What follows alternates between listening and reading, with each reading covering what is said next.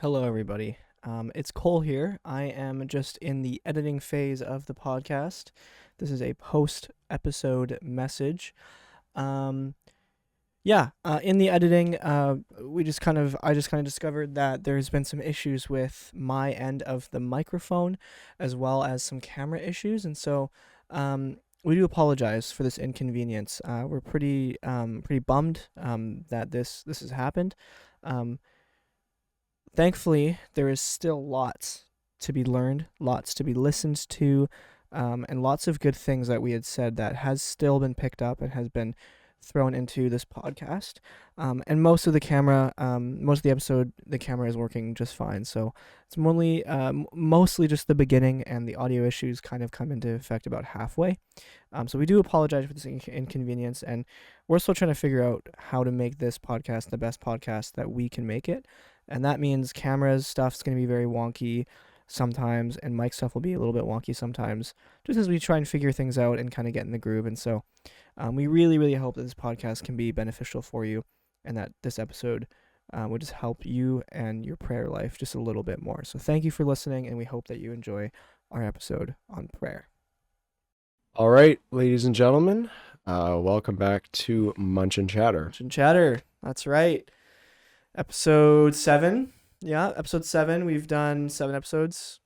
6 episodes. 6 episodes, but 7 now, because they're watching the 7th one. Indeed, correct. Yeah, welcome. Welcome here. We're glad that you're joining us. We're happy that you are clicking on our podcast and watching it. We hope we can make your day a little bit better. Yeah, we that's always the goal. The contents of the conversation that awaits you. Yeah. Yeah, 100%. So what's going on today, Jonathan? What's different about today? Why is this happening? We got a little date table going on here with a little candle in the middle. It's feeling real romantic, but so episodes 1 to 6 of Munch and Chatter have had one consistent theme, and it's sort of a on the fly conversation, kind of like a feel based. So we kind of just talk about recent things that have happened, which is good. We like those cool, funny stories of our past. We love those, and those are always good, spontaneous conversations because it keeps everything fresh and kind of like we get better at improv, if you will. I remember back on the first episode going, I don't know what to talk about. We clicked record, and then 20 minutes in, I could think of like 15 different things to talk about, which is exactly what happened. It's like a tree throughout the course. It's crazy. But this episode is a little bit different. This episode is about one sole topic. Cole, would you like to explain that to us? Yeah, 100%. So today is a very specific topic, and this kind of the reason why we we've kind of been having conversations in the last couple months of just wanting to kind of hone in on just kind of a more specific, more meaningful topic was kind of the heart. Mm-hmm. And those, again, like he was saying, like those spontaneous, more fun, more just come and just tell and talk about random stories or just different things that we're thinking about. We love that. But then there's moments like this where we're thinking about something really concrete and specific, and we just want to be able to share it with the viewers, with people in our lives and just the world. And so today we're talking about prayer. And a couple weeks ago, I literally called up Jonathan and I was like, hey man, like we haven't talked about podcasts in a while. Would you want to talk about prayer in our next one? And he was kind of hesitant, but then he was like, okay, sure. Why not? Well, I was only hesitant because I wasn't sure how we could stretch that for an episode, but you have notes, I have ideas and questions, so I have no doubt, and historically speaking of our previous episodes, how we can just keep the ball rolling for over an hour and a half. I think we should be fine.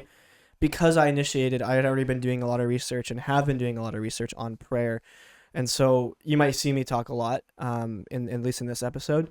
But yeah, really, like me and Jonathan just want to have a conversation, and we want to just kind of bring you guys in on that conversation that we're about to have about prayer, because I am really excited to share with Jonathan about what I've been learning, because I've shared a little bit, but I haven't shared everything. There's a lot more. And I'm sure he has stuff that he wants to share or has questions that he wants to talk about. And so we're just really looking forward to that. And so that's good because it keeps us both surprised and on edge. I know, it's like for what we're going to talk about. I'm excited, so. Man. It's going to be genuine. So, and honestly, just even kind of end this kind of part of this podcast off, like we're not experts. We do believe that the things that we've learned, the things that we've shared or are going to be sharing, sorry, we do believe that they're true. I mean, this is a lot of what I'll be sharing is from what is in front of me here, and a lot of what's in front of me here has been taken from books, from the Bible, from people who know a lot more than I do.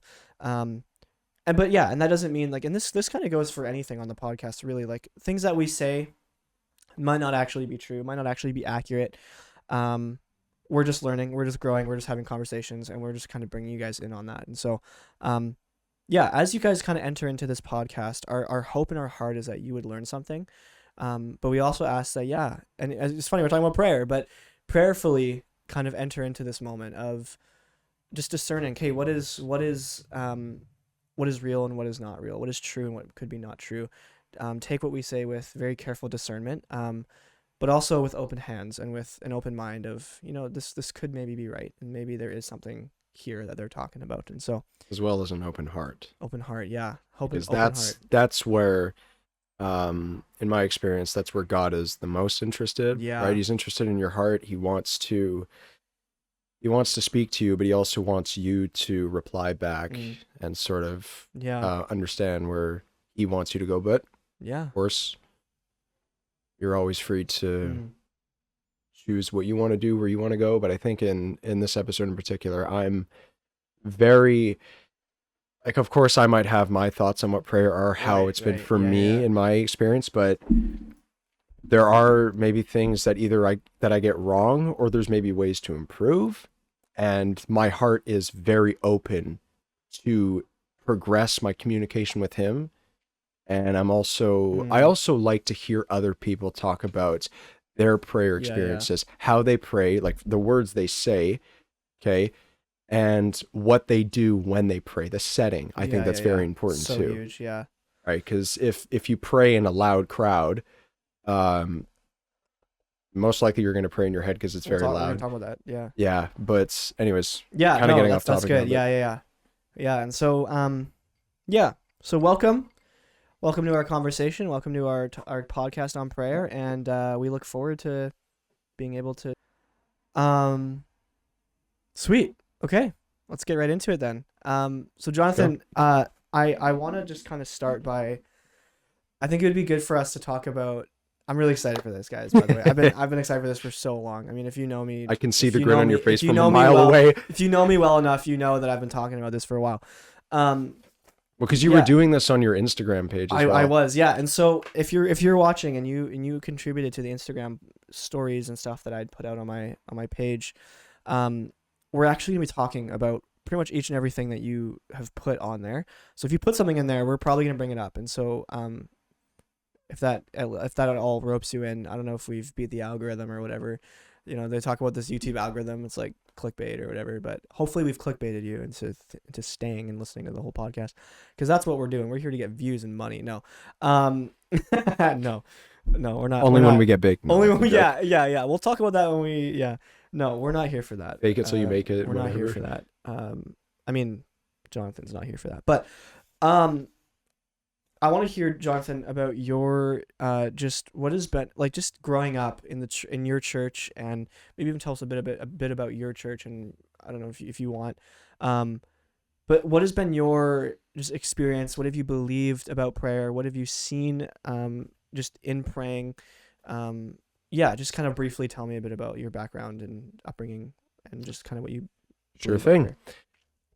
Prayer for me, when I was younger, was not at all the same as what it is for me today. I have a completely different view on it. I am seeing it from a different perspective. I understand it better, and my heart is more inclined to it. Can you tell me a bit about what it was when you were growing up? So growing up for me, I thought prayer was two things. I thought it was you had to pray at the dinner table, right? And if you prayed to God enough, and you were sort of you sort of acted like a good person, and you sort of did whatever, and then you sort of prayed to him by saying, thank you, and I hope you're proud of me, like that sort of thing. Like I thought prayer was just sort of like a checkup on him, or rather prayer was like you talking to him, and then he could check up on you and see if you were doing good enough or whatever, and maybe he would reward you in some way. And then there's, of course, the one like I just had at the dinner table. So there was always like those, how I called it, scripted prayers, Yeah. which basically is just like, thank you, God, for this food. Pray you bless it to my bodies, whatever, right? So I was like, okay, so you always have to pray before eating dinner. Otherwise, he's going to be mad at you, that sort of thing, right? But then at church, it was different, right? There's always the thank you, Lord, for that we can all gather here, and thank you, and we pray that you bless this. We pray that this sermon will bless everyone's hearts. And there's all that sort of stuff. But what like a couple of the pastors at my church will do is, and I've noticed this more recently, right? One of my pastors, he'll always start with the Lord's Prayer. Wow, okay. Our Father in heaven, hallowed be thy name. He'll start by that. For sure, yeah. And then he kind of goes off, and he just prays from the heart, right? He has like, at least I don't think he has anything planned on a paper. I mean, maybe he has keywords just to remember, but but he'll pray, he'll pray for the church, and then he'll pray for other people, right? Like in the world, right? Like if there's war going on, he'll pray for that. If there's any natural disasters, if there's whatever, right? So he opens his heart to other people in the world to be mindful of them, as they are too God's children. They are his creation. And growing up, I wasn't always able to pay attention to the whole prayer, because neurodivergence makes my brain go 1,000 miles an hour. Literally though. But the main message would get across that it's like, we're giving reverence to the Lord. We're thanking him, and we are praying for what's the best way to put this?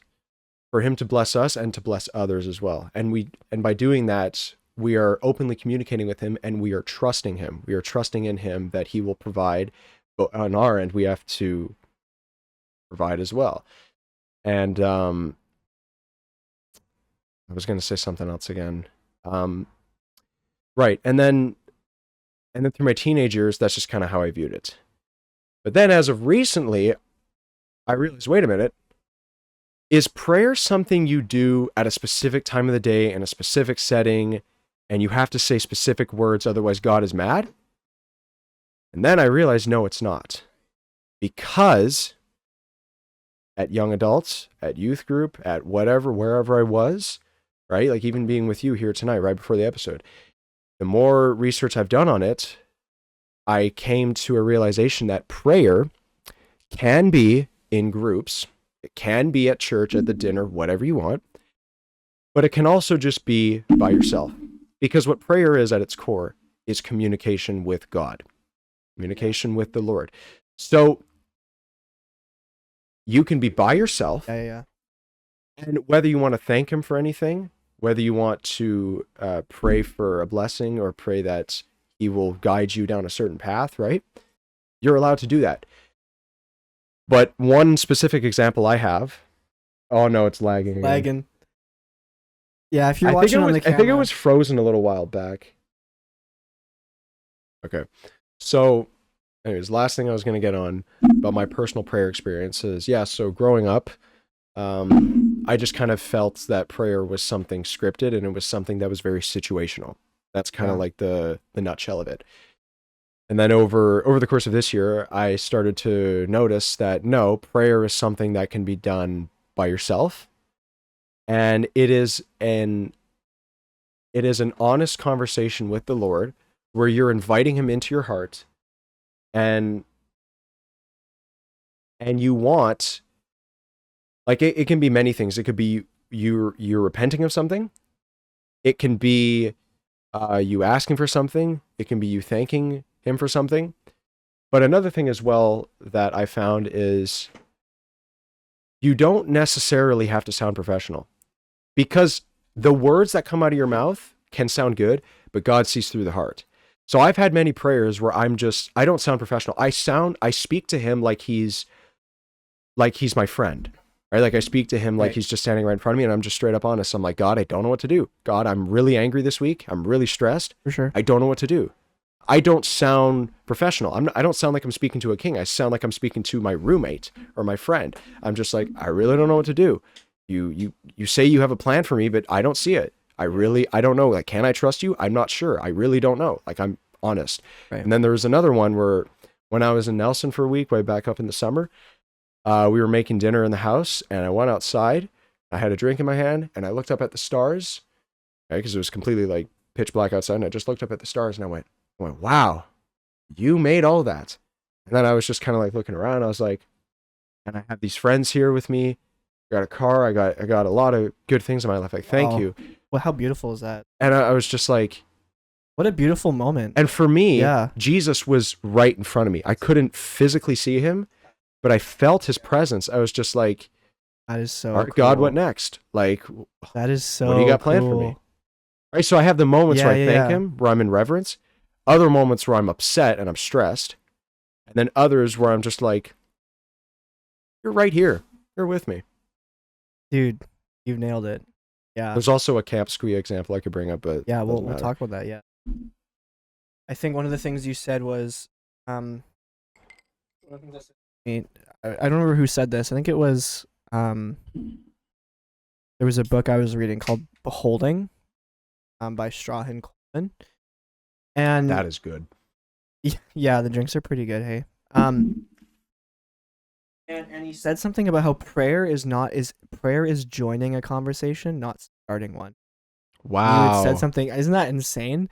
And you had said something about how, yeah, like for you kind of had to realize that when we enter into prayer, not always us, coming with some like liturgical, like scheduled kind of thing. It can be just us joining what's already happening. I mean, and there's room for those. Like the Lord's Prayer is really important. We're gonna talk about that in a bit, but the Lord's Prayer is really important. The written out kind of pre-made prayers are really, really important.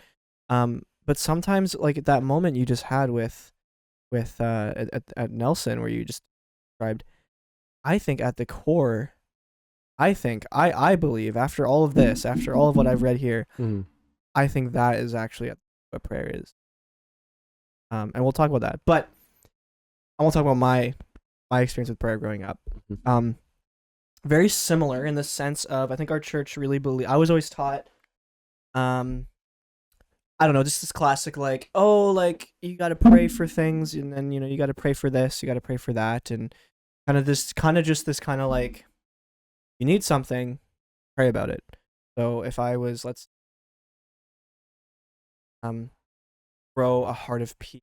Let's say I was going to someone who's like, hey, like I need to be more peaceful. They'd be like, oh, just pray about it, right? Oh, you should pray to God and see. But at the same time, it was always also a confession. I have to confess, and then you receive His. That was kind of the upbringing, right? One of the things that in the same book talks about how, like just the idea of like consumption, that prayer, because we are in yeah, my window's wide open, so if you hear cars, that's why. We're in my bedroom right now, in case we're not in a professional studio.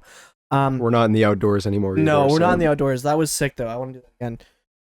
No, it because we live in such a society where consuming and like, transactions are so a part of our life, we can actually enter into prayer with the hope or with that mindset of, this is a transaction. I have to give myself to God. I have a crazy example. And yeah. So, anyways, we'll talk about that later, because that's another huge point I want to talk about. Is prayer is not that. It's just completely the opposite. Now, yeah. So for me, it was very much transactional. It's very much just like, you have to go to God, give this thing to Him so He can give back.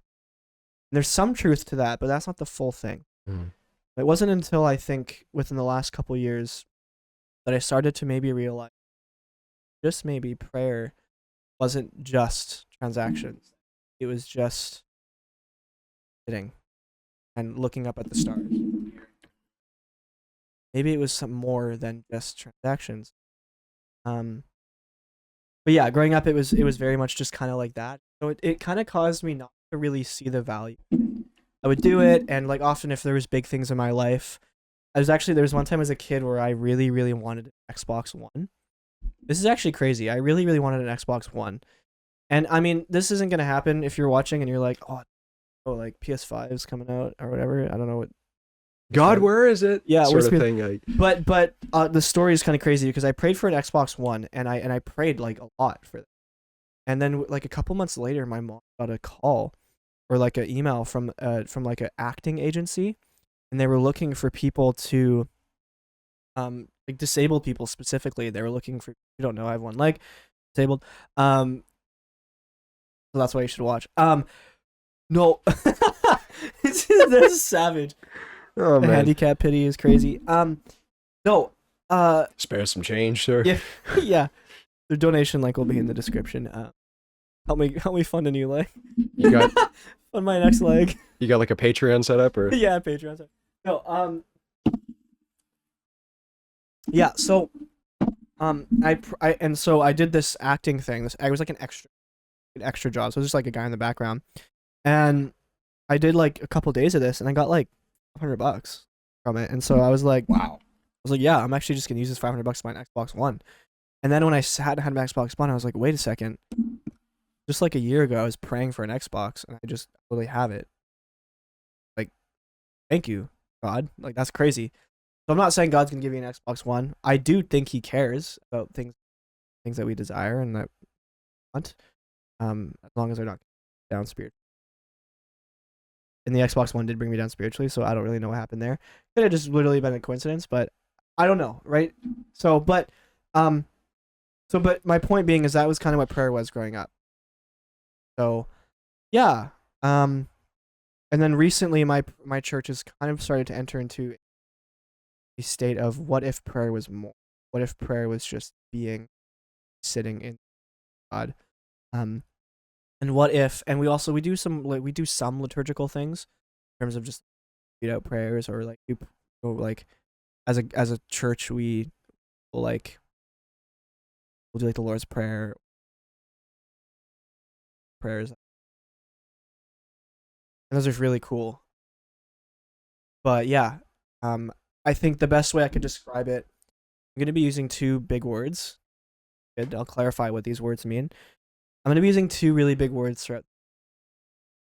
A word contemplative and charismatic. Those two words, essentially what they mean is charismatic is, so contemplative is kind of I think what me and Jonathan grew up with, a more kind of to yourself, kind of more I guess private prayer life, in the sense of like not really many people get to like kind of will see the things that are happening around you. Whereas a more charismatic approach to prayer would be kind of your Pentecostal, like, in the name of Jesus, I cast out your fear and anxiety. Like, you know what I mean? The kind of laying hand stuff, which it works. It's powerful. I've heard stories of people who have these experiences that are amazing. I've seen these kind of experiences happen before. But yeah, I grew up very much on the contemplative side, where it was very much to myself. Whereas if you think about a charismatic, they're more, I guess the best way I could describe it is charismatic prayers are more expressive about the power of prayer, whereas people who are more contemplative are quiet about the power of prayer. Does that make sense? So, people that are on the contemplative side, they don't talk about their prayer life. They just keep that to themselves. Kind of, yeah. Whereas people like, that are even like when they're praying too, like people who are like more Pentecostal, they'll pray very loudly, very kind of energetically. Oh, I see what you mean. Kind of like, you know what I mean? I think you know what I'm trying to get at, right? Yeah. And so there is a difference. And to clarify, both sides are like they're both good, and I want to talk about the difference and just how actually I don't think there is a difference. And how I think they're actually a lot more similar than we realize. Because even as I just said, they both actually believe in the power that God. They both believe in the power of prayer. Do you think that's related to a personality trait? I think it's personality. I think it's upbringing as well.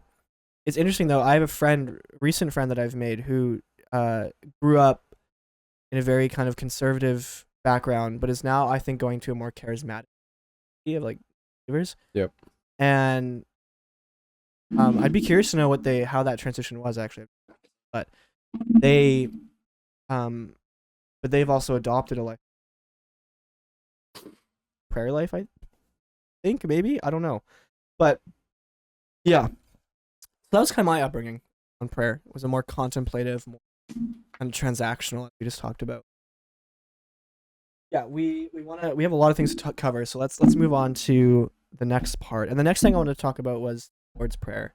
Mm. Um, we've talked about our experiences with prayer, but I think it'd be really cool to talk about just the Lord's Prayer. Um, Now, what's crazy with the Lord's Prayer, actually, I know a lot of this part, at least, a lot of what we're going to be saying has been ripped from other people. We're not the OGs. I wish I was. Um, but this part, at least, we're ripping straight from John Mark Comer. He has a podcast called the Rule of Life podcast.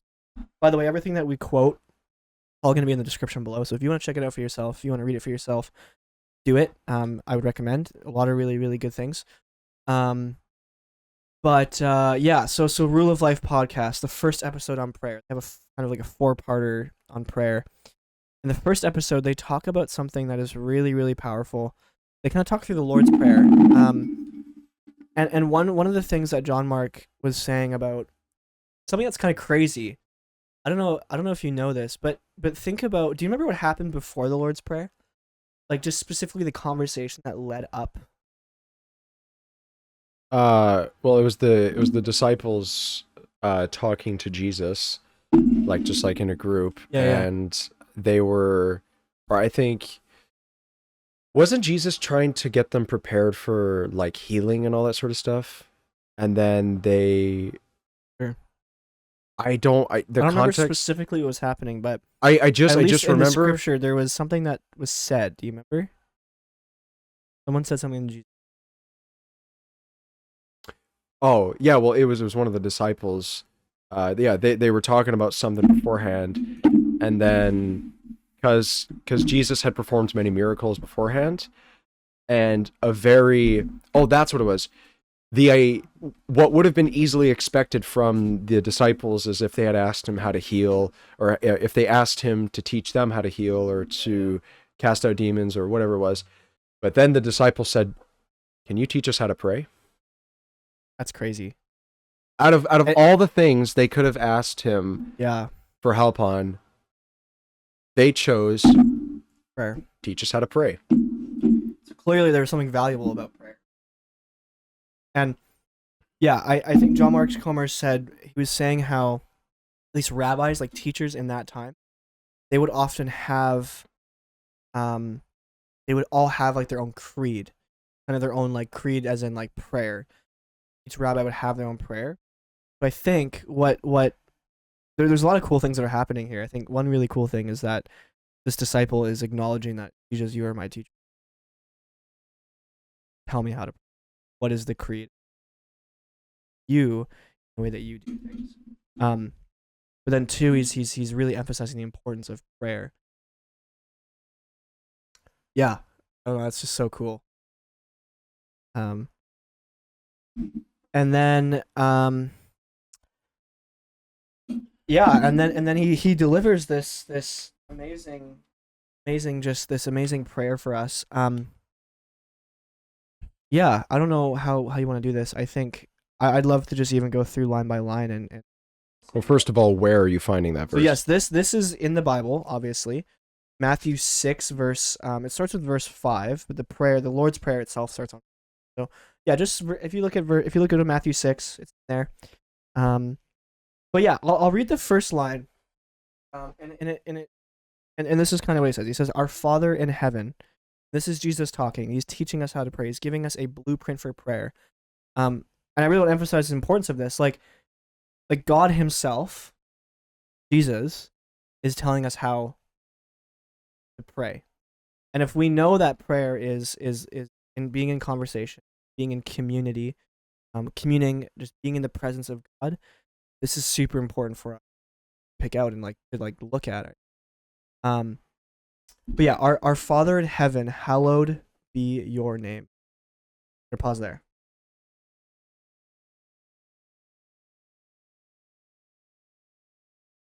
What is that? What does that even mean? Father in heaven, be your.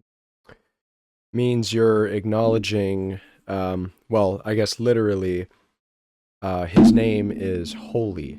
You are Yeah, recognizing the you're glory. acknowledging. Yeah, You're acknowledging the glory of him and his name yeah. and how powerful he is, right? And You're actually taking a moment to sit, slow down, and say, yeah, like you yeah. are you are him. You are him. You are the guy. You are king. You are literally king of the Yeah. entire universe.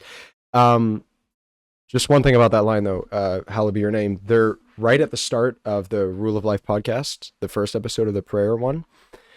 Um, who was speaking again? Tyler, whatever his name is. Tyler Staten. That's who it was. I Yeah. thought it was John Mark at first, but he No, it's Tyler corrected me on Staten. it. Yeah.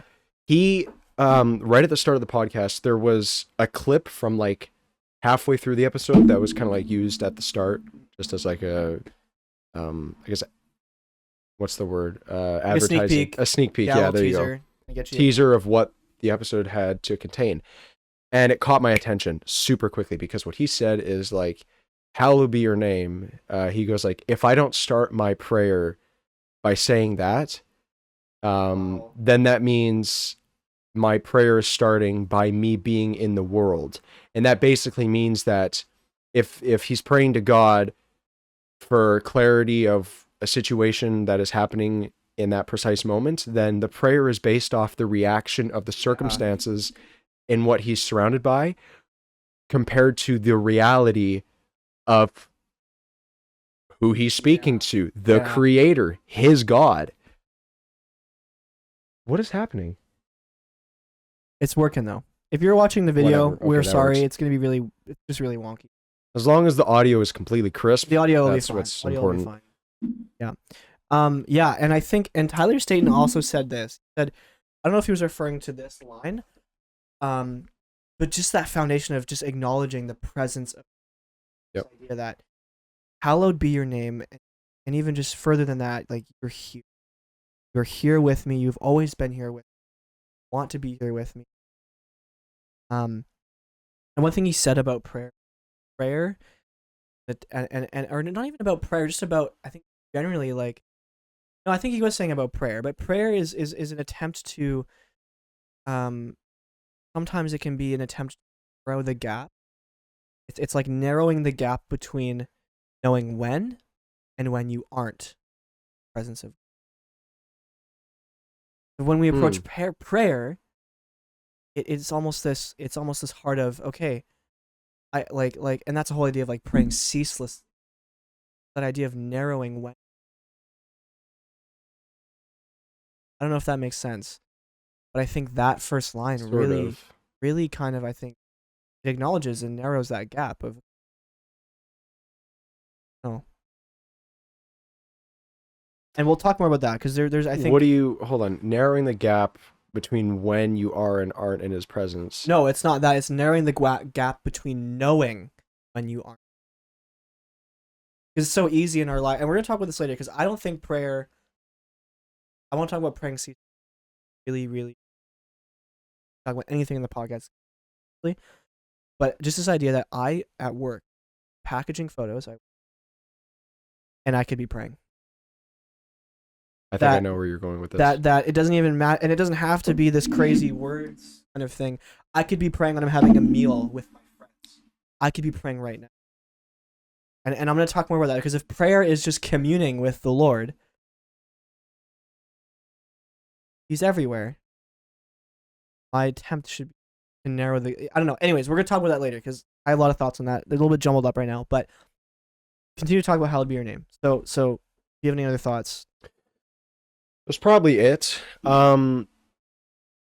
Yeah, because this might divert the focus of that line just a tad bit, Sure. but I'll bring it back together. Yeah, bring it back a little bit, and then we can move on to the next line. So I think hallowed be your name is a great way to start, because you're saying, okay, our Father in heaven, our heavenly Father, glory to you. You are holy. Okay, great. So you're starting by giving, like it's like you start with direct worship. Okay, you're giving reverence to the Lord. Do you know what hallow actually means? Is that a Hebrew word or? Well, I think hallow is probably. Or is I might like be it's really an English word. Hallow is an English. But I'm pretty sure the original meaning of hallow means give glory, give praise to. I don't know why I said Hebrew word, but Yeah, I mean, there it would have been. Well, the original word would have been Hebrew, but yeah. Sorry, you were saying. okay. So, anyways, where was I at? Yeah. So you're starting by giving reverence to the Lord. You are acknowledging the glory he has, the glory he righteously has and deserves. And I think that first line right there, like whenever I think of worship, I often just think of singing. It's worship music. Dude, that's so cool. Right? Every You're single insane time I for think that. of worship, I don't think of thanking Word, him a or sentence. right? I think of music. But that very first line is worship. And how like even just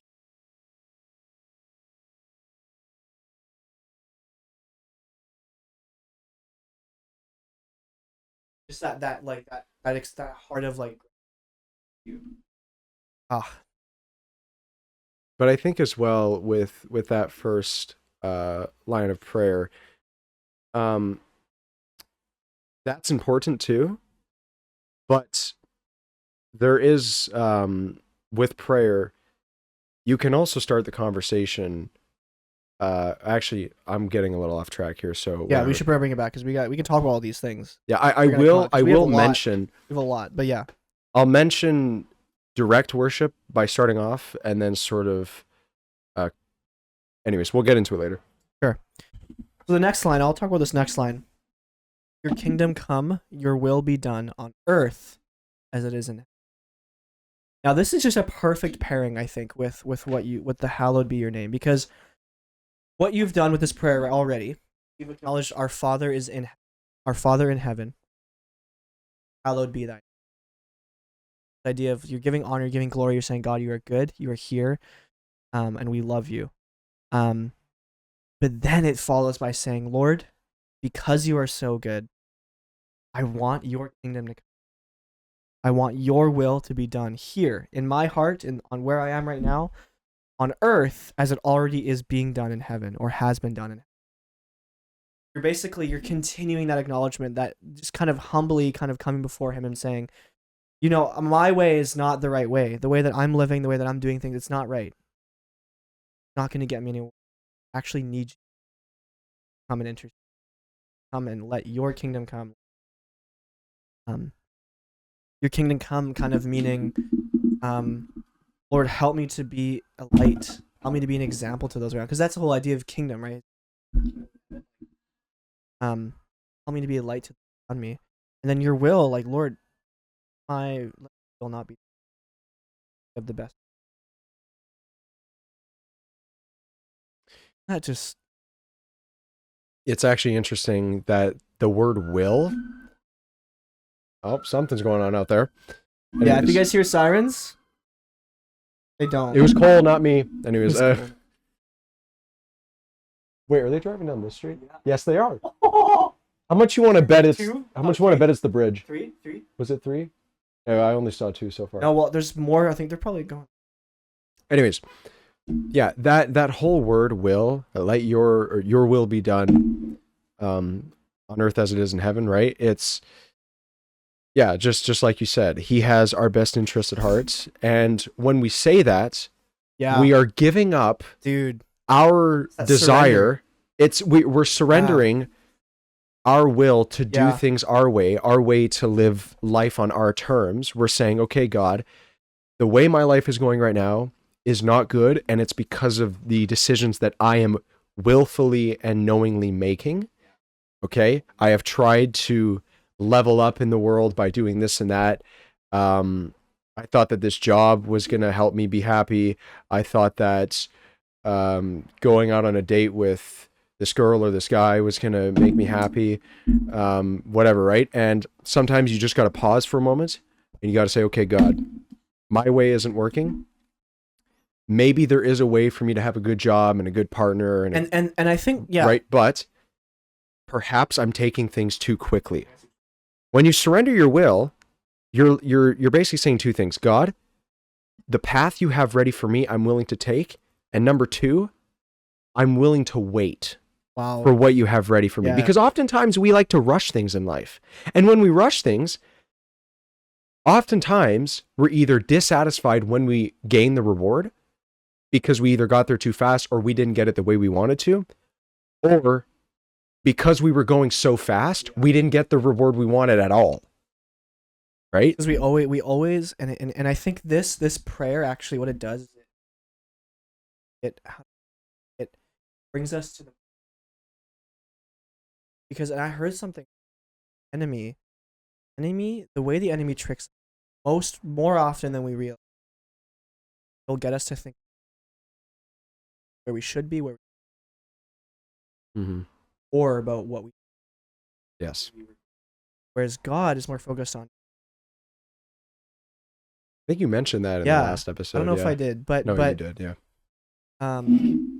So true. Like, even like, I don't jobs, thinking about. I'm always worried about. Okay, well, like, yes, it's good, right? Things are really good right now, but like, what about in the future? Like, what about this? What about that? What about this? Like, you know what I mean? But this prayer that we're center ourselves in God's presence, which now I don't know, it kind of, it kind of just, it's like peaceful. Yeah. It brings you a certain amount of peace that you haven't felt before. Yeah. And it also, it opens your heart to trust God's timing. Because like you just said, the devil either wants you to worry so much about the past, he wants you to dwell on the past because of maybe a regret that you have, or he wants you to worry about the future because you're afraid of messing up. Like you said, God invites you to be present with him. And in that way, you're saying, okay, God, this is where I am right now. Yeah. What do I do next? So you're trusting him to create a path for you that is safe to follow. And like I said before, you're trusting his timing, right? Because the devil is using time to mess with your mind. Yeah. Because we all know our life here on earth is temporary. So like I was saying, like, we want to level up in the world and gain a whole bunch of materialistic things because that's how we're going to be fulfilled and happy, right? Here's a crazy thing. I saw this picture on Instagram a while back, and it was basically it was 3 photos, and then the fourth one was completely different. So 3 photos were basically, not to get too anyways. Fine, keep going. It was 3 photos of a coffin, right? And each coffin basically were like 3 different people. And it was basically like, I was a millionaire. Okay, cool, you're still dead. I owned this supercar. Okay, cool, you're still dead. I ran a business. It was very successful. And, I helped a whole bunch of people. You're dead. You gained a whole lot of things in the world. You're still dead. I found Jesus and I accepted him into my heart. And the fourth photo was basically the pearly gates of heaven, right? Because the other 3 things, you gained a whole bunch of things in this world. You're dead. Yeah. You are gone. You can enjoy your gifts on the earth forever, but you take Jesus, and you invite him into your heart, and he'll give you the gift of eternal life. And that is a gift that is literally eternal. And I'm convinced that those 3 lives, the things they did, the way they lived, they were never actually happy. Right now, I don't have a supercar, I don't have a mansion, but I am so happy with my life. I have a good job, I have good friends, I have a good opportunity to do this. Like, I am blessed. I am more than happy with where. If I died tomorrow, I'd be okay. Right? But the people who are rich, who just chase those things, and the sad thing is, people who don't know Christ, they try and they're trying to find value and trying to find peace in things, and they won't find it unless they find Jesus. Do you know what I find really... We're getting off track, but let's wrap this up. Right. Let's move on. But what were you gonna say? I was just gonna say it's kind of a repeat of what you said, sure. But it's essentially like people that chase wealth on this earth. They not only do they have to shelter themselves in the process of becoming rich because they view people as a distraction. As soon as they get to the finish line, which is as soon as they get to the finish line, which is the rewards that they've always wanted, they still need to shelter themselves. You know why? They don't know who to trust when they're rich. They don't know if someone is a genuine friend or if someone is using them. They're afraid of people stealing their possessions. Versus in our position, like you said, we don't have mansions, we don't have supercars. But what we do have is friendship. We have family. So if we both died tomorrow, we would be remembered because we have affected other people's lives. Not to boast about how much good I've done for different relationships, but it's like at least we have relationship. And that is most important with Jesus deeper. Because, you know, he invites you to have a relationship with him because he's not some God that wants you to follow a set of rules. And then if you're good enough, you make it into heaven. He's just like, I've taken care of that. I want you to do good on this earth, not to make it into heaven, but because you're already going there. I want you to do good in my name, the way I did when I was a man, and share that love that I shared with everybody else. Yeah. Help build a relationship. He is a relational God that wants to get to know, well, he wants you to get to know him better. Yeah, we're kind of getting off track. A little bit. It's okay, yeah. No, that's really good. But, sorry. You wrap it up. You're good. Okay. You're good. This is more prayer focused. You know what I do at work most of the time? I saw this thing a while back where it's like, have you ever heard of lukewarm Christianity? Yeah. It's basically where, oh boy, this is. It's. No, because I just realized there was a Dallas Willard quote. Recently I just heard in the video that I showed you earlier about practicing the way. Yeah. Talks about how the biggest worry that we should have right now as people and as the church is that there's too many Christians and not enough apprentices. This idea that there's people who will call themselves Christians, who will go to church every Sunday, who will read their Bible and whatever, or say they read their Bible, but they're not apprentices to Jesus. They don't continually seek to improve their life, to form their life. But to really, to be an apprentice, because that's what following Jesus is. Be disciple, actually. The word disciple actually better to apprentice, meaning that you are literally being taught by Jesus. You're actually completely forgetting everything that you used to know. You're just recentering it based on what. You're right. And the reason I brought up lukewarm Christianity is because for a while, in my teenage years especially, I viewed Jesus as a solely Sunday task. That word, okay, keep this in mind, task. The reason I say the word task is because going to church for me was completing my Christian quota for the week, so it would make me feel better. I can say this now because I don't feel it anymore. But as of this entire year so far, the more I've gotten to know Jesus, the more I've sort of studied his word and who he is. So awesome. Not only do I go to church to give reverence to him, to worship him, and to learn about his word, I'm not joking. I think about him every single day. When I wake up in the morning... We're going to touch on this later, but that's prayer. Right? I think about him when I wake up. I think about him going to work. I think about, okay, how much time have I given him this week? You've narrowed the gap. Right? And here's the best part, right? When I'm at work, I'll either talk to him or I think about conversations I could have with non-believers and help them get to know him better. Right? Like I'll ask myself, like, what are some famous atheistic questions? What are some famous questions that other religions have about Jesus and about the credibility of the Bible? And then I sort of like, I ask that to myself and I think, okay, what's the best way I as a believer can answer this question? Sometimes I'm like, maybe I don't know. Okay, Lord, reveal this to me. Reveal, if someone else has a question and I don't know, reveal the answer to me so I can help them. I can help it make more sense to them. I am literally submitting myself to him. And I've noticed that more and more because I was like, oh boy, I'm almost done. Trust. We're good. Yeah. I want to get past the Lord prayer so we can talk about some of these. Yeah. I thought I was a lukewarm Christian for a while because eventually I went back into some of my old ways and I was like, wait, I'm making him mad. I'm making him upset. But then, remember Cliff Kneckley? His son Stuart. Anyways, long story short, Cliff Kneckley and his son Stuart, they're pastors in the U.S. They go around church campuses. They challenge, or college students challenge them about their faith and they answer their questions. What Stuart said was he was talking to, I think she was a Christian, because at least she was talking about lukewarm Christianity. So maybe she was worried about if she's really a follower of Jesus. Maybe she was questioning her faith. And the way he said it, it was like, okay, if you shut God out of your mind, if you shut everything out of your mind, what's the first thing that comes to mind? Where does your mind naturally veer off to? If it's about making money 24/7, if it's about getting this job, if it's about whatever, the very first thing that comes to your mind all the time, and if it's something you dwell on, most likely that is your God. Wow.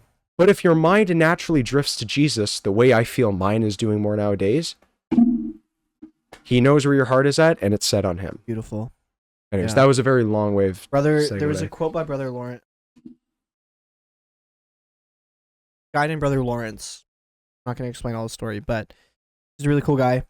He worked in a monastery, and his whole life was dedicated to keeping his mind. A lot of really what's written down. Yeah. So really good. That was a very long way of yeah, trying to get me to say something short. But. Yeah. And so the next line in this Lord's Prayer, verse 11 of Matthew 6, it says, give us today our daily bread. 6 words. So much value. I think saying give us today our daily, that really implies is I have all I need. And God, just give me what I need just to get through today. Whether that be actual bread, food, or money, Yum. or even just, I think even just like fill my heart with the amount of love and the joy or the fruit of the Spirit that I need today just to be able to care well for the people around me. It's not asking for more. It's not asking for less. Or what do I need? Give me today what you know that I need. You're not actually acknowledging. You're not really going to him thinking, oh, this is what I need. Yeah, God, today I need this, this, and this, and this. Please give me that. No, you're saying, God, you also know. Because you've taken like first half of this prayer. Better, you are good. Your will be done. Your earth as it is in heaven. No better than. Give me what I need.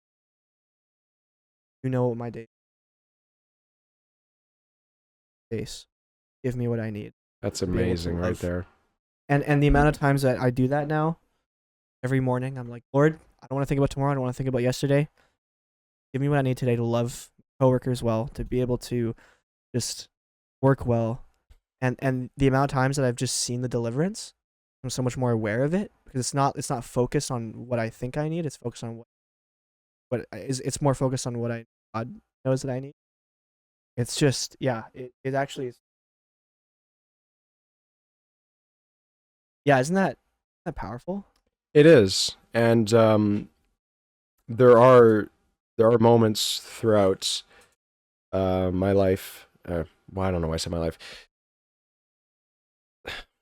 Recently, at least, throughout the week, every single day, if there was a negative feeling I had the day prior, or something that's been disrupting me spiritually and emotionally all week, I will literally say, okay, if I'm mad about something, I'll say, Lord, just please, I need patience. Like, please, like I'll say, give me patience. Like, fill me with your wisdom. Help me overcome this challenge I have. Give me patience. And oftentimes, he'll put me in situations where I need to be patient throughout the week. And whether it's at work, whether it's at home, there are moments where I do the opposite. He gives me a moment to be patient, and the moments will annoy me for a slight second, and this short fuse inside of me just blows, and then I get really angry. And then I'm like, okay, I got really mad. I got out of control today. My anger just was spiking through the roof. I'm not happy. Please give me patience again. Please. Right? Yeah. And then the more opportunities, or if I'm in situations throughout the week that just easily annoy me, I'm like, wait a sec. He's not putting patience into my heart and into my mind to allow me to calm down on the spot. Okay. What he's doing is he's putting me in a situation that he knows makes me upset, but he's trying to help me overcome my anger. And so if it's at work, if I'm sitting in traffic for too long, sometimes my natural reaction is just to scream or yell or say something. And then I'm like, just stop right there. I can feel something brewing inside of me, and it's about to burst. And then I just go, wow. And it fades away. And that is basically resist the devil and he will flee from you. If he's poking at you, trying to make you angry, you just... But that's also that I still lose my temper here and there, but... And right? Sometimes I think, and we're going to talk about asking, because the Bible, Jesus actually says that you can ask anything of the... There's more to that. Again, don't go asking for PS4s or Xboxes or whatever that looks like. Unless you want to work for it. True. Because that it worked for him. It happened for me, yeah. Sometimes you get some elbow grease in. But I think like sometimes when we ask, you look like you're doing homework. That's like... I know. Sometimes when we ask, answers and delivers is by opportunity to get what we're asking for. Yeah. And for me, it was actually, I was the other day or a couple weeks ago, I was asking the Lord. I was like, Lord, I really want to be in a relationship. Something I want. And I heard people who had prayed about this before, and they like literally I heard someone who was like, Lord, I'm gonna be bold here. I'm ready. Go. He'd gotten out of like a 4 relationship, and then he got to a point. I'm ready. He was like, I'm gonna be bold here, and I'm gonna say, Lord, I would love to have a girlfriend. It was like January, and nothing was happening, and then literally on Easter, there was like a singles event that he went to, and he... Wow. And I'm like... For real? And yeah. And that is like, awesome. And I was like, dude, that's incredible. But he really changed my outlook on relationships and like how, like, God gives us, like, he gives us that's another topic we can talk about. But I prayed the other day, I was like, okay, I'm going to just try this. I was like, God, like, please, like just clear, like make it clear as to who this person could. And the God was like, okay, I'll do that for you, but there's something you have, and there's just but there was kind of a catch. Mm-hmm. There's kind of like you got to work on this, sort through. Said, you can start working on this and this. So it's not that God doesn't want to. It's like it's almost like as a gift for us.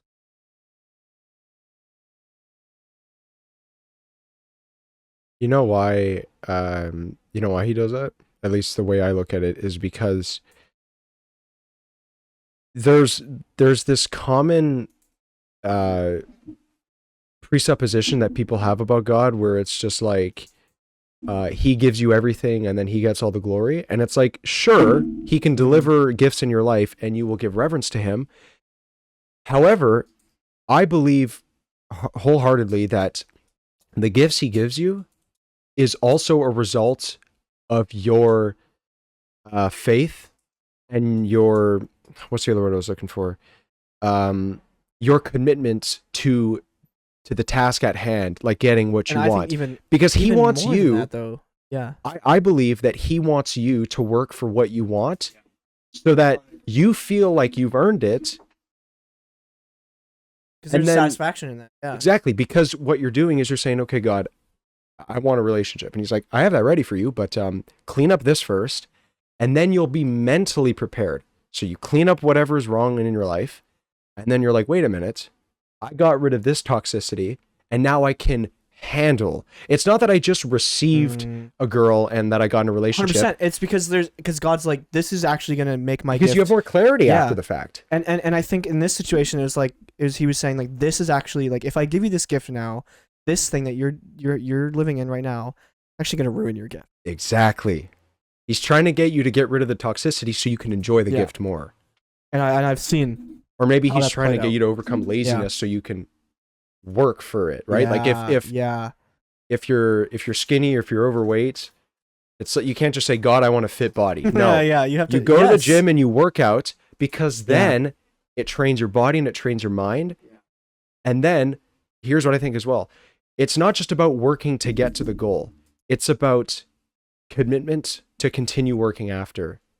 So you get your reward, but then you see the value in working, like working out. So you get your fit body. You see the value in getting that body, but then you have to maintain it.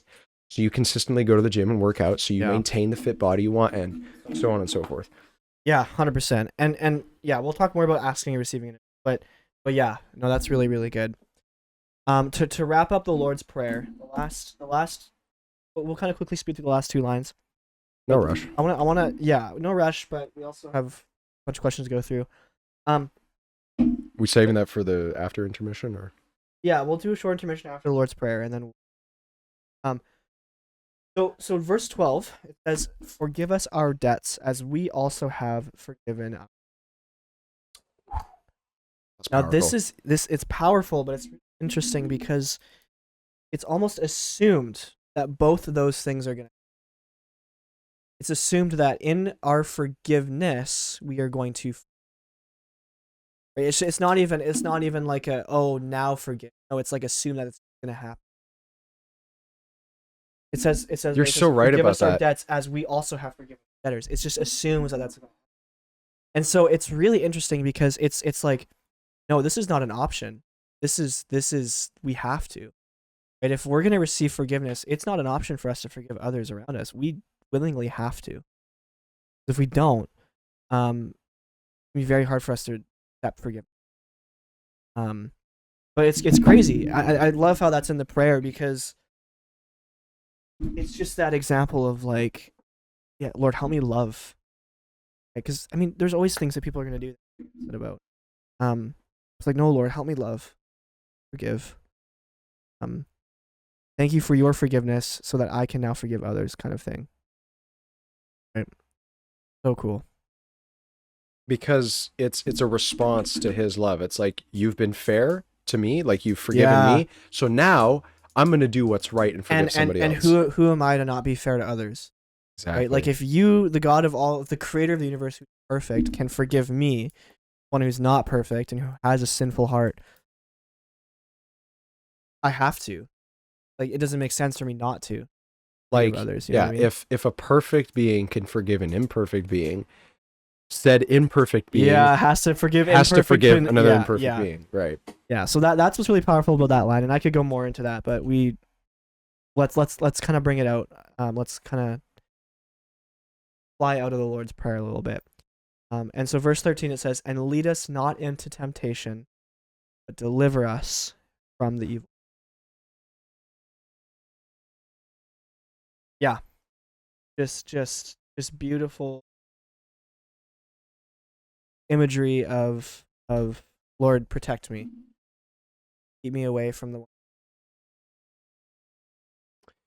There's something I wanted to say about that one line. Yeah, so lead us not into temptation, but deliver us from evil. There's a presupposition about God's grace where you live a sinful life prior, and then as soon as you accept Jesus, you're wiped free from sin, which is true, but not in the way most people think. Okay, your sinful debt has been paid for. That's true. However, as long as you live and breathe in this broken world, you not only will have sin in you still, but you're still going to sin. Yeah. Now, a response to his grace would be to sin less often, of course, but you're still going to do it. And so what does that look like? Well, actually, can I pause you there for a second? There was a Brother Lawrence, the guy I referenced to here. This was actually crazy. He said something and said, yeah, we gotta lead out here a little bit here. No, that's fine. Well, we'll wrap up in a sec.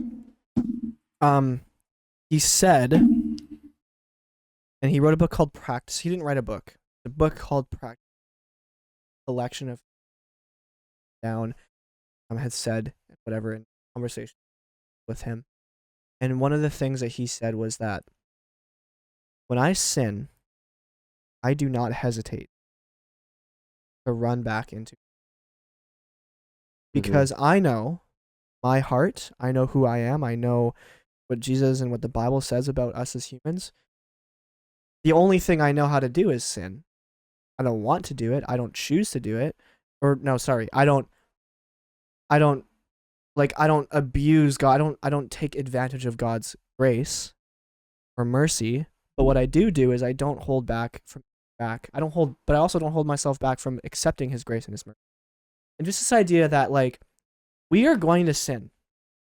It is just in our nature because of our choice and because of the evil one being present in this world. It's just going to happen.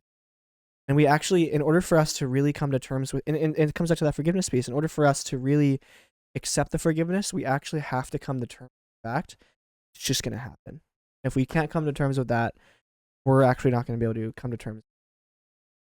Because being able to come to terms with the fact that we are sinners and that we are just going to sin helps us now enter back into his presence. Hey, Lord, you know my heart. You know that this is who I am, and you've done this thing so that I can come back into the Lord. And we're gonna talk more about. I want to talk more about confession as well. Yes. Because this is the big one. The idea that confession is actually not. My pastor, my youth pastor, says on this.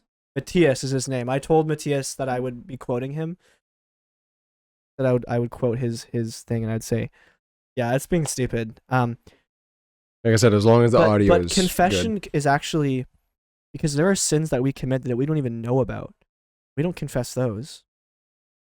And so That's a good point. And so his thing was like, well, what if confession is love and actually more of an act of entering into his presence as opposed to this like necessary, like if you don't do this, you can't be with God. Comes back to that transaction. Prayer is not transactional. It's not always a sorry for what I did. Yeah. It's, Lord, recognize that I'm not you, but I also recognize that you died on the cross to forgive me, but even more so, not just forgive me, but to reconcile with me, to be in relationship, because you love me. See, I don't know, what's that line in the song? When you see me, you see my heart in the eyes of your mercy. Like, didn't you play that on the way to I played that on the dinner? way here, yeah. And so it all comes back into that final verse is Lord, I know that I'm gonna fall, but Lord, protect me, lead me not into temptation, deliver me.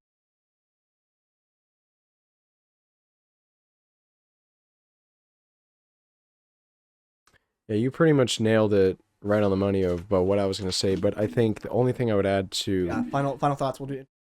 Yeah, I think that the final thing I would say to that, like, lead us not into temptation, but deliver us from the evil one. That, going back to that presupposition on thinking that as soon as you accept God's grace, your sin goes away. It's like, technically that's true. People assume that, yeah. Right? Like, you will, in God's eyes, your sin will be paid for and will be forgotten. But as long as you live and breathe in this world, you're still going to have sinful... Oh, I have a crazy question. Yeah, you're still going to sin because it's in your nature, and you're still going to have desires. Here's the thing with desires. Desires are something that we have because it's in our nature. So what does the devil do? What does that sneaky little suave evil guy do? He pokes at you and he says, hey, remember this? Remember how good it makes you feel? Why don't you do it again? And it's like, no, but God said, no, it's sinful. Whatever. Have you read Narnia?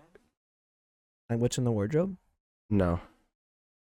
Very, very prominent part of that book where Witch is like represented as Satan, is offering this Turkish delight, they call it, to this guy. But every time he eats the Turkish delight, guess what happens? He wants more. Keeps eating it, but he gets full. Feels sick, but he just still wants more. You're right, and the devil does the same thing.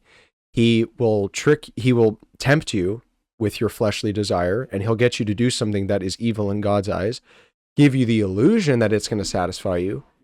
You might feel satisfied for a certain amount of time, and then the next day you want more. And then it becomes an endless cycle of you building chains to his dungeon, to the dungeon of hell, if you want to go that far. However, all you got to do is turn around, set your eyes on Jesus, the chains go away. And when you run back to him, and some people feel guilty for doing that. They say, there's no way God can forgive me now. I've sinned way too many times. I already asked for his grace. I already said I'm sorry, and I went back to the devil.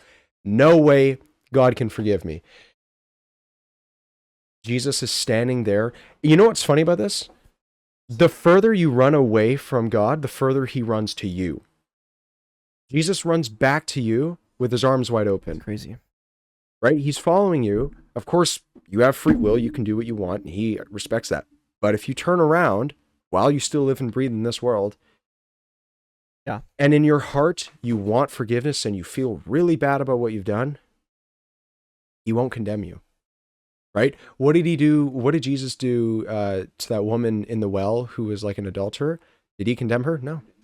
He just said, I can actually use, right? Like, use the lowliest of love. Think about his 12. We could talk about all this stuff for hours. But this happens in every podcast. We get very off topic, but very much. We're trying to keep on topic with prayer. Let's take an intermission.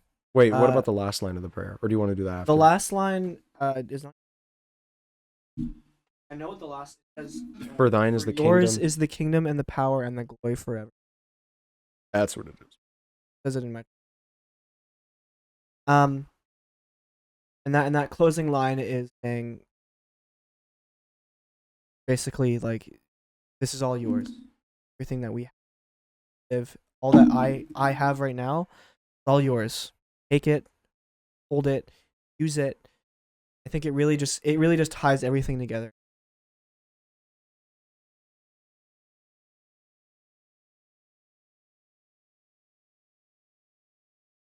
And we can't even fully understand his grace. We have a intellectual understanding of it, and in our hearts we get it, but like what Jesus did on that cross is more than we could ever understand. We're gonna talk about that. We're gonna talk about that because, anyways, again, that's intermission, and then we have much more to talk about. So yeah, so that's the Lord's Prayer. Intermission. This is gonna be a longer episode. I hope you know that. Yeah. If you're watching. Get your popcorn, get your drinks out, yeah, do whatever so you we're gotta gonna have a do. little intermission. We'll be back in like a jiffy. As when we come back, we're just gonna talk about some different questions, and if you responded on Instagram, we're gonna. Well, I'm excited for that. I'm very excited too. I know who some. So yeah, all right. I'll see you guys. We'll see you guys in very, very soon.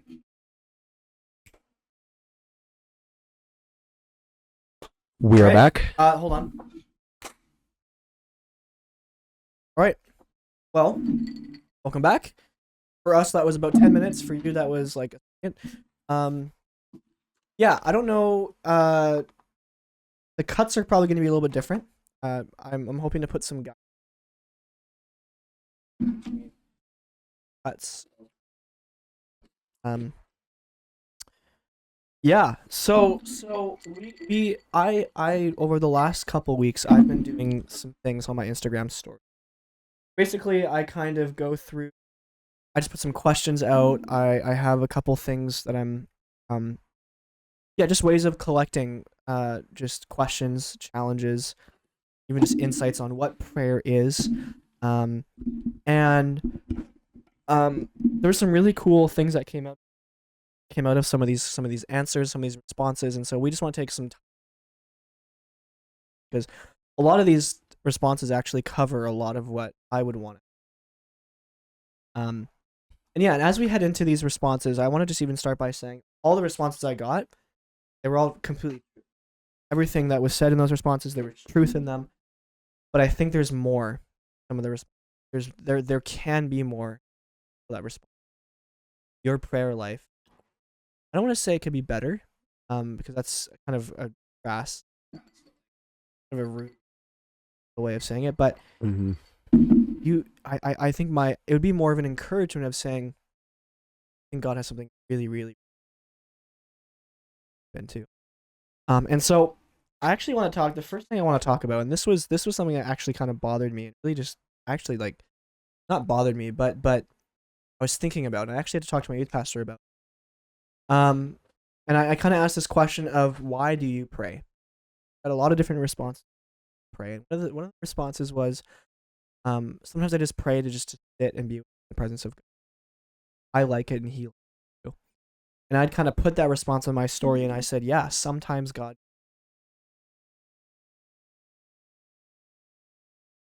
But then this person who responded actually responded to me about, I actually don't think ever experienced.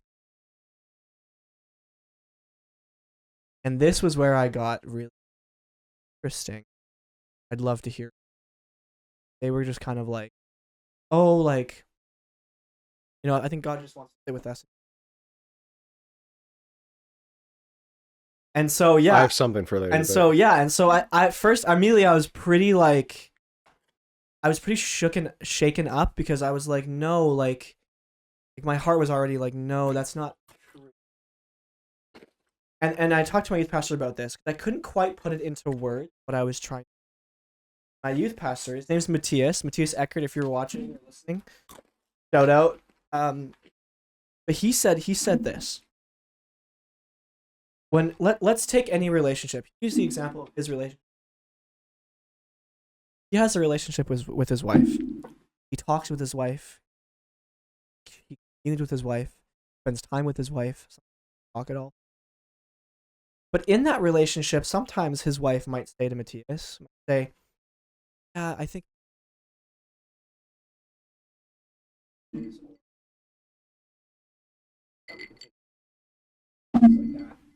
But if Matthias never actually does any of that,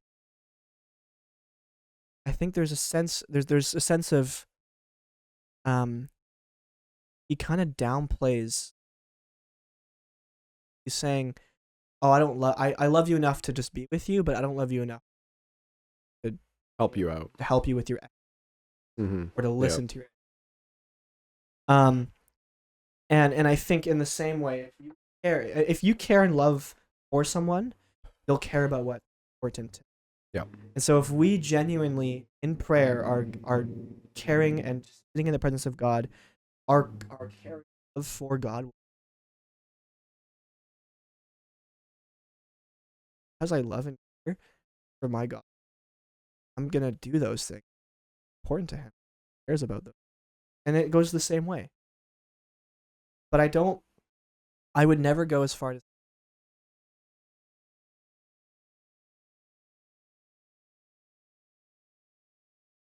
to a certain extent.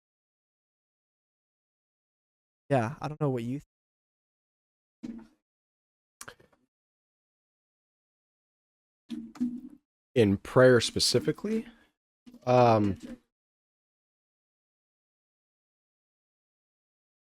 so how do I want to put this? Going back to what Tyler said at the beginning of the podcast, he basically says, like, he starts with "Hallowed be your name," and he basically, boom. So yeah, maybe one thing God expects from us is to remember His glory, acknowledge His glory. Okay, that's one thing, and then the next thing is realize who you're speaking to, give credit to that powerful being, give reverence, and you can always pray for help in a current situation you are. But God isn't. He's not a therapist in the sense where, like, you don't just go to Him to lay out all your problems and then hopefully He makes it better, right? Yeah. You can do that, but if the whole relationship is based around reacting to circumstances in your life, and what was that? Nothing. What are you doing? I'm sorry. I didn't mean to. I'm gonna just forget that happened. Okay, no, yeah. Oh boy. And I wanna say, I'm sorry. I wanna say. Well done. Okay. So, why is this moving so much? It's fine. Whatever, it doesn't matter. So I think what God expects from us in prayer is, understanding His glory, giving reverence to Him, thanking Him. But I think, and this is going back to what, I forget what the woman's name is in the podcast, that Rule of Life one, but she said, some people think we have to have the perfect prayer. We need to have a script memorized to please God's ears. The problem with that is I'm sure God really enjoys using uh beautiful language and like maybe Our words can be. yeah, but he also looks at your heart. So if your words are just a way to make his ears be pleased, he knows exactly what's really going on because he's if you could hear him, he'd probably say something to you like, "What a powerful prayer that was. Now tell me what's on your mind." Because there's a really good chance that what you said wasn't how you felt. Yeah.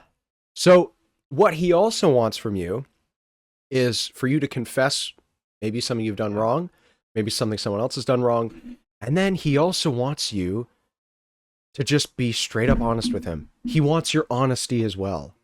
I think he expects our honesty in prayer. And I think he probably expects us to just lay out, who said, is it Paul that writes this where it's like, lay out your anxieties onto God? Like you can throw that onto him. Like yeah, it's like he expects you to lay everything out on him. Yeah. Lay, I know there's a song about this. It's like, bring all your addictions, bring your sorrows, lay them down at the foot of the cross. Right?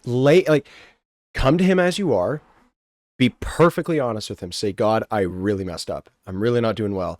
I'm going to throw these to you at the foot of the cross because I know you can handle it. Okay, now what should I do? Yeah. Instead of just saying, literally anything else. There's a first step. And I think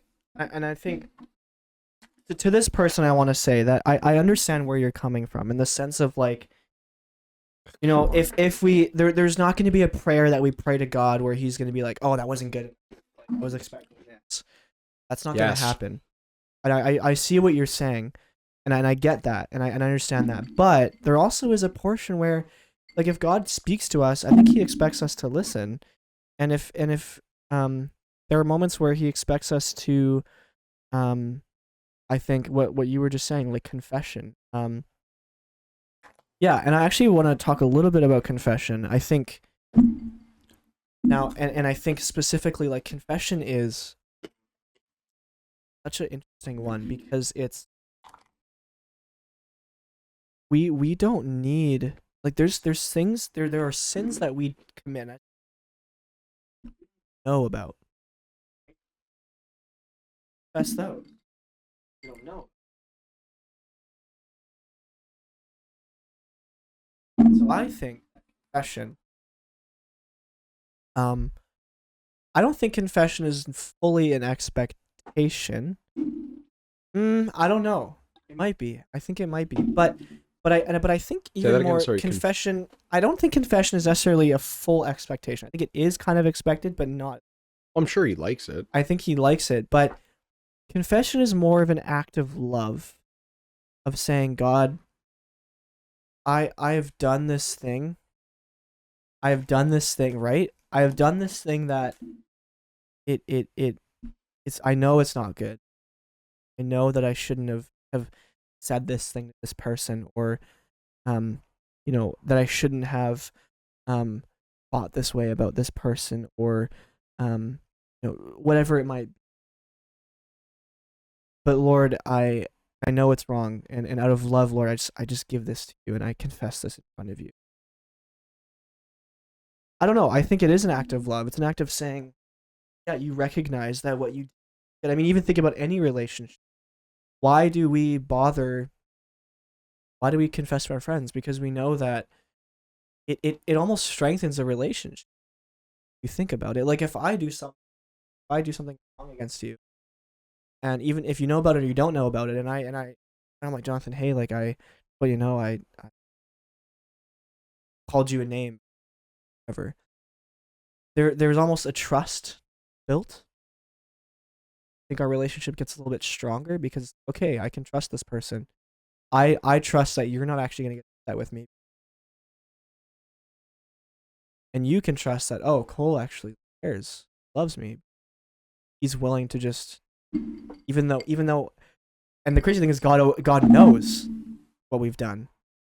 So why do we have to bother confessing? Oh, because confession lead us, I think, into a stronger relationship. Okay, those are care for God. I don't know. It's a little bit all over the place, but do you see what I'm trying to get at? I do.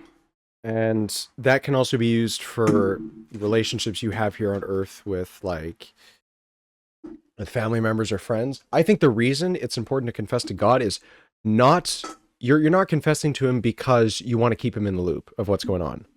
And you're not confessing to God because you think you need to do it in order to be right. Exactly. You confess because what you're telling him is you know it's happening, you know it's going to happen. So like what's the big deal? There's no need to confess because you already know about it. I think what confession is in the context of prayer with God is you are telling yourself as well what you did wrong. So you're telling him and you're telling yourself. You're addressing it and you're saying, well, that wasn't good. So how do I move past it? How do I work on it? I think confession to God is not just, I don't think it's keeping him in the loop. I think it's a change of heart. You are exposing what you did wrong to him and you're submitting to his will, which means you are deliberately letting him change your heart the best he can. And when it comes to confession with, people on earth, like your family members or your friends, there's this whole expression called sweeping things under the rug, which basically means, let's say you and I have a huge fight. We call each other names. It was over something really stupid, whatever, but it got heated and out of control. You and I have two ways of approaching this. We can either just say that was really embarrassing and just not worth our time or whatever. We can sweep it under the rug and just move past and forget it ever happened. And then we just go back to being friends again. But what if that argument happens again? What if we get mad at each other again? What if suddenly the first fight that happened, which we thought we could just get away with and forget about, what if it turns into another fight next week? What if it turns into 2 fights the next week? What if we fight so much and it spirals out of control and we get so mad that we disconnect each other or we disconnect from each other's lives and we stop talking? Now we have to ask ourselves, okay, what went wrong? Why did we keep getting into arguments? Why did we keep calling each other names? Why were we so angry at each other? And why has our friendship completely spiraled into chaos and gone to garbage? The reason for that is because we didn't communicate our faults, genuinely apologize, and try to work through it. We just swept it under the rug and say, time will do its thing, we'll forget about it. And communing with God is a relationship. Same. Exactly. And so the way you do that is you address the problem, you don't dwell on it, but you learn from it. Because if you just say, doesn't matter, we'll get over it. Well, if we don't learn what we did wrong the first time and how to move from that, we're never going to do it for future arguments. We got to start somewhere. 100%. And it's the same way with God. And confession, it doesn't need to be the first. I think sometimes, I don't know, I even think about moments where I've done something against parents. Like often when I have to have those conversations with my parent, like when I was a kid or whatever, if I've had to have conversations with my parents about things I did wrong, sometimes it actually starts with me just sitting with my parents. And actually it starts with me very, like, sometimes I'll, like, I'm at least in the past, like crying, like in tears. Because I know like what I did was not good or whatever. My parents, they would just sit. Then once I've sat with them and just been in the presence and I've been able to just experience the emotion of the thing that has happened, I think the same thing with God.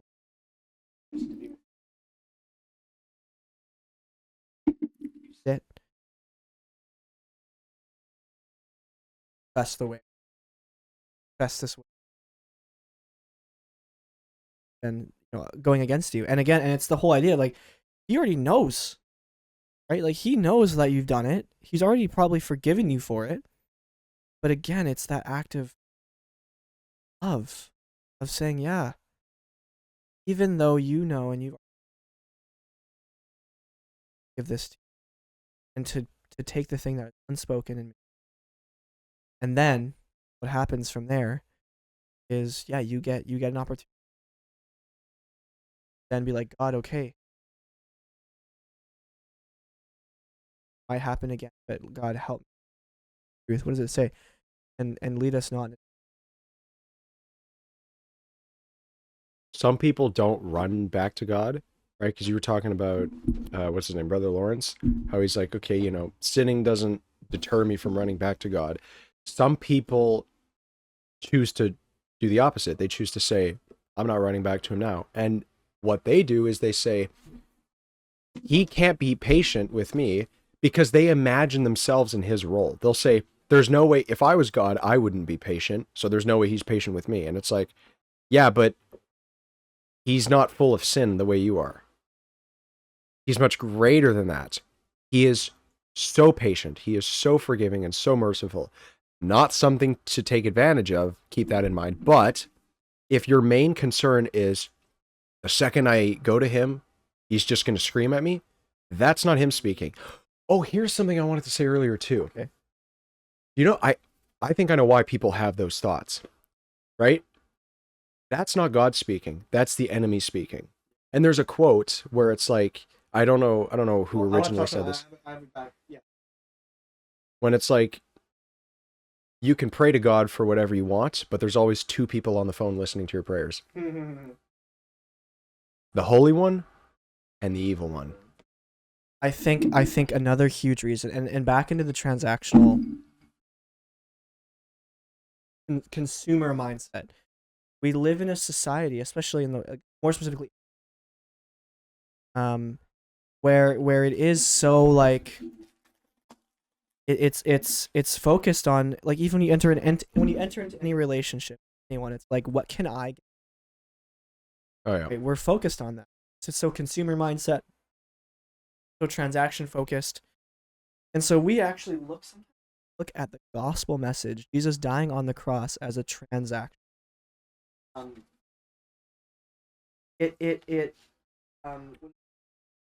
This dates back to, like, industrial revolution. Things started to get really, really industrialized. It caused us to see the world as that consumer kind of mindset of I have to pay this to then get. Yeah. And so when we hear the gospel message, hear that, and it's true that Jesus dying on the cross was the cost, ultimate sacrifice for us to be forgiven. But what does this say? It says, one of the things that Strahan Coleman said, that it is possible to feel that we're.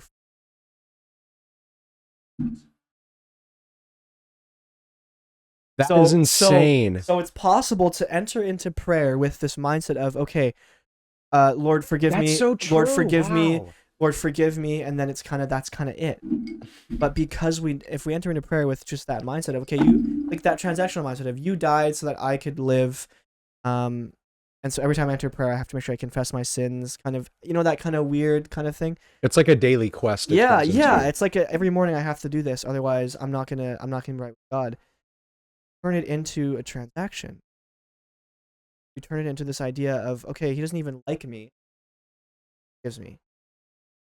But that's just God. Cross was for reconciliation, because God, he cares about us so much, he loves us so much, he just wants to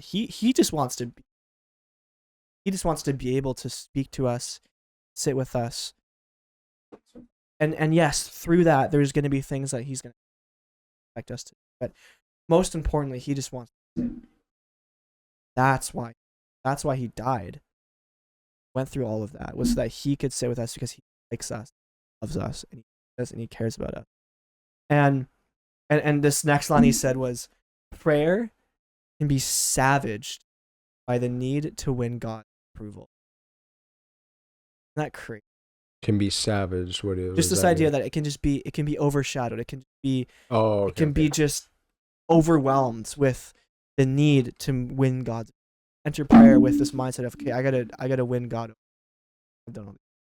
Do you know what's really interesting? I don't know if this is prayer directly related, but when you said that Jesus died on the cross to forgive us, but it was also like reconciliation with his creation, right? Did you know that he's been doing that since the Yep. Garden of Eden? Yep. You know how? 100%. So many times. We could keep going on this forever, but yeah. Should I still say it? I would say no, because Fair enough. we've been gone for 20 minutes on one thing. So probably move on. But really good. I'll say that for a future episode. Yeah, we can have episodes on these topics. But next thing I want to talk about is asking and receiving. I don't have the verses up, but there are very clear verses. Says, ask and you will receive. Whatever you ask in my Father's name, you will receive. This idea of if we pray for things, what does that mean? I don't think it means that if we pray for an Xbox 360, we're gonna get it. You found a cheat code though. I found a cheat code, but sometimes it is. But I also do think we can ask. Like we can ask, like I asked for a relationship. I ask for fruits of the spirit. I ask for strength to get certain the finances that I need to be able to survive. I ask for these different things, and or even people who are sick and healings come. I haven't seen that happen because I've had any major illnesses in my family, but yeah, I've heard stories who have that happen. I think that there's a couple things that I have about that, but you know God, if we look at God as our father, think about any father. I mean, a father wants to give good gifts to his child. He does that. And I don't think, and I'm not trying to preach the prosperity gospel. I'm not saying that if you fall, I am saying that he cares about us. And I think they happen more often. I've prayed for good community and I've received it, right? I've prayed for all sorts of different things. I've seen that I've received as I look back.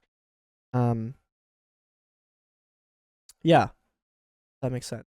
If you have any, there's a kind of a follow. There's a lead into a different question that I'll talk about, but I don't know. Not so much, no. Yeah. And I think from asking him,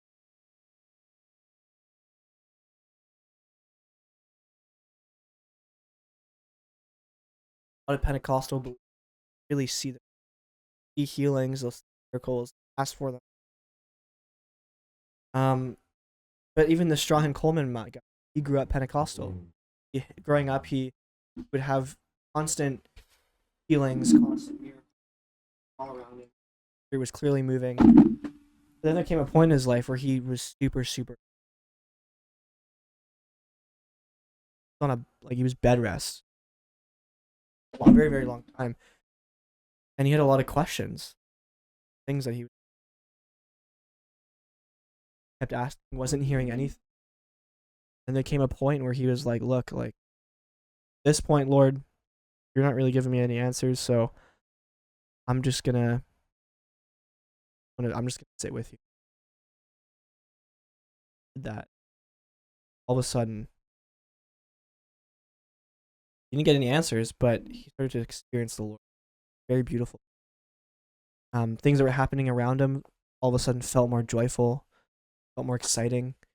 He had more gratitude for the things that he did have. And again, he didn't receive any answers, but and he was someone who was very charismatic.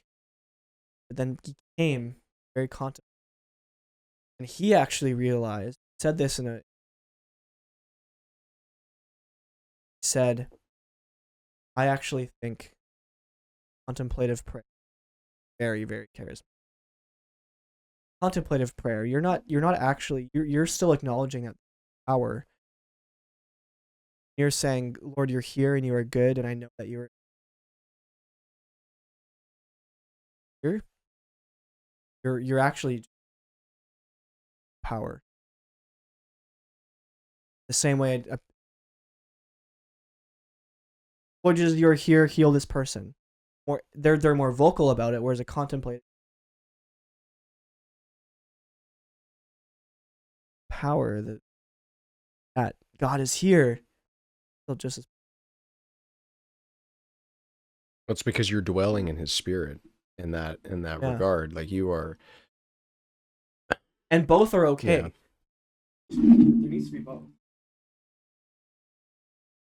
You're allowed to be quiet about your prayer. Like you can keep it to yourself if that's what the circumstance calls for. But Also, allowed to be loud, be expressive, and I mean, speak. there have been pastors in my church who are loud in their prayer and expressive, and I don't know if this is the right word, but it's like they're also confident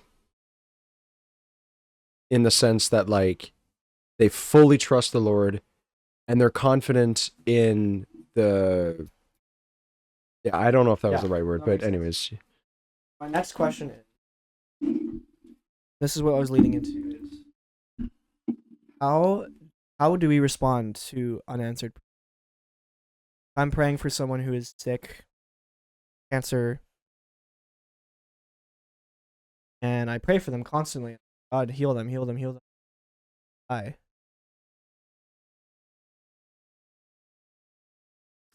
a common response is it was a part of his divine plan, yeah, but but that kind of doesn't a work with everybody. kind of a BS answer.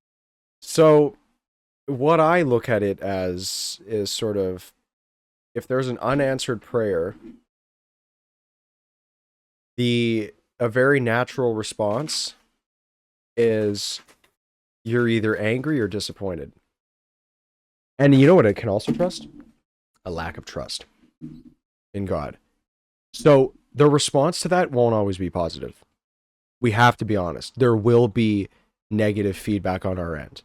If you pray that your friend gets healed and he dies 3 days later in the hospital and it's over for him, you know, I'm assuming you're not just going to be like, well, okay, that's too bad for him, but you know, whatever it was part of your plan, God. I have a I guess you really knew what was best.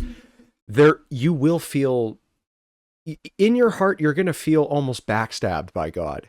I don't want to go that far, but it's probably true. and I know someone who is very clearly been through this. I'm not going to share too much of it. This is actually what started my deep dive. They had been our church community. There's a couple heard from them, and they were like a leader within our church, trying to make the case that God actually hears them, but He's never going to do anything. That we couldn't actually that what we ask of God is never actually. And I realized very quickly as I thought about this and I heard about their story a bit more, I realized, wait a second, makes sense. They had some experiences where they had prayed for something to happen, didn't happen about it. And we have to be very careful because I think there was a they had said this in the podcast. I remember there was three categories. I only remember two. But when we ask something, there were two kind of at least big things that I can remember. One, it's God's, but also God. So what I mean by God's will is God obviously, like, there are things that God is wants to do or is going to do don't make sense to us, but He has a reason. Like any parent, if a parent tells you not reason for it, we don't always get it. There's a reason. And in the same and on and in terms of like God's world, let's say I'm late for work. Okay, I'm late for work. I have to 7 a.m. every morning. I wake up. I'm late. Miss my bus. Going to miss my. If I just prayed, hey God, pray bus at the bus stop, and let's say He does it. People who are on that bus are now. we're waiting for the schedule of the bus, whole everything about. And I'm not saying that God can't somehow magically make that miraculously work, but we also at the same time have God really just gonna you gonna disrupt everything in the world like that just so that I can get to work. We have to keep in mind when we're asking things, there is actually a world around us that works a very specific way that God has designed. That He's not always just gonna disrupt because we. And again, it comes back to that thing. What's that day? Is going to give us what He knows what we need. He doesn't answer a prayer. It's not that He's saying, not for me to. I don't think He's going to disrupt the world.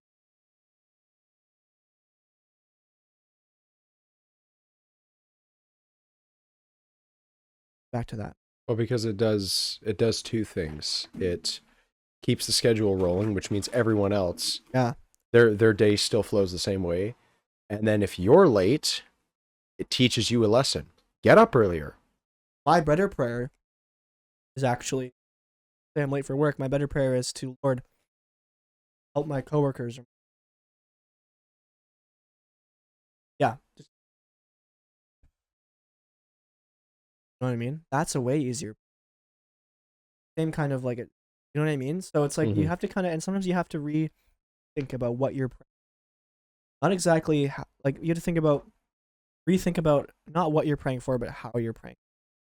Because the way we word things, the way that we think about things. And then there was another thing. Yeah.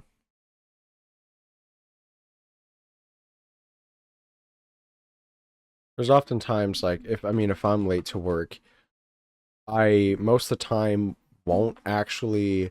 I might pray that like traffic is smooth or it's not as bad as it has been before, but like if I'm late to work and it's clearly a result of me just not having the same routine I usually do, like if I'm just running late, like oftentimes I won't pray. I'll just say to myself, this is my fault, do better tomorrow. Sometimes I don't even go to him. Sometimes I'm just like, I just talk to myself. I'm like, get yourself straight, Johnny. Like, I don't know. Sometimes I think going to him for little things just doesn't seem important. I'll just totally tell myself to get it right. Does it always work? I don't know, right? Might look like it does, but Yeah. Now my last question, and then challenges. yeah.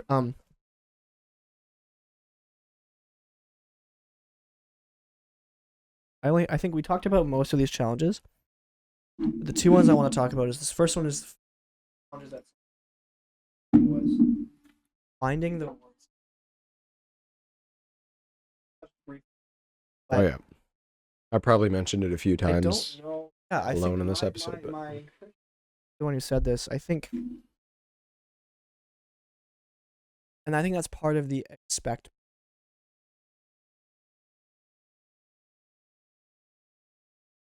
I think that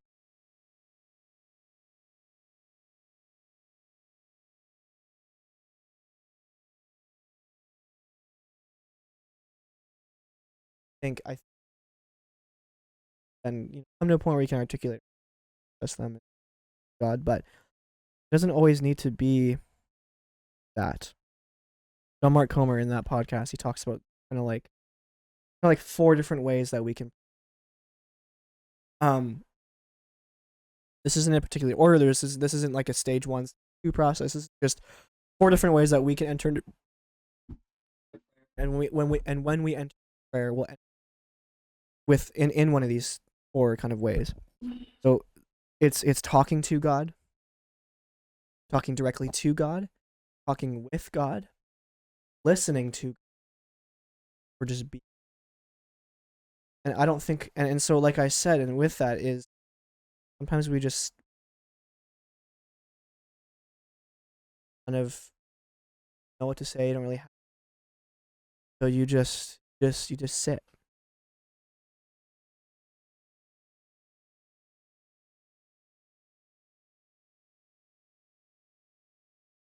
Can you say that last part? Which stage were you referring to again? To be with God. Oh, This being guy with is God. saying that they have trouble.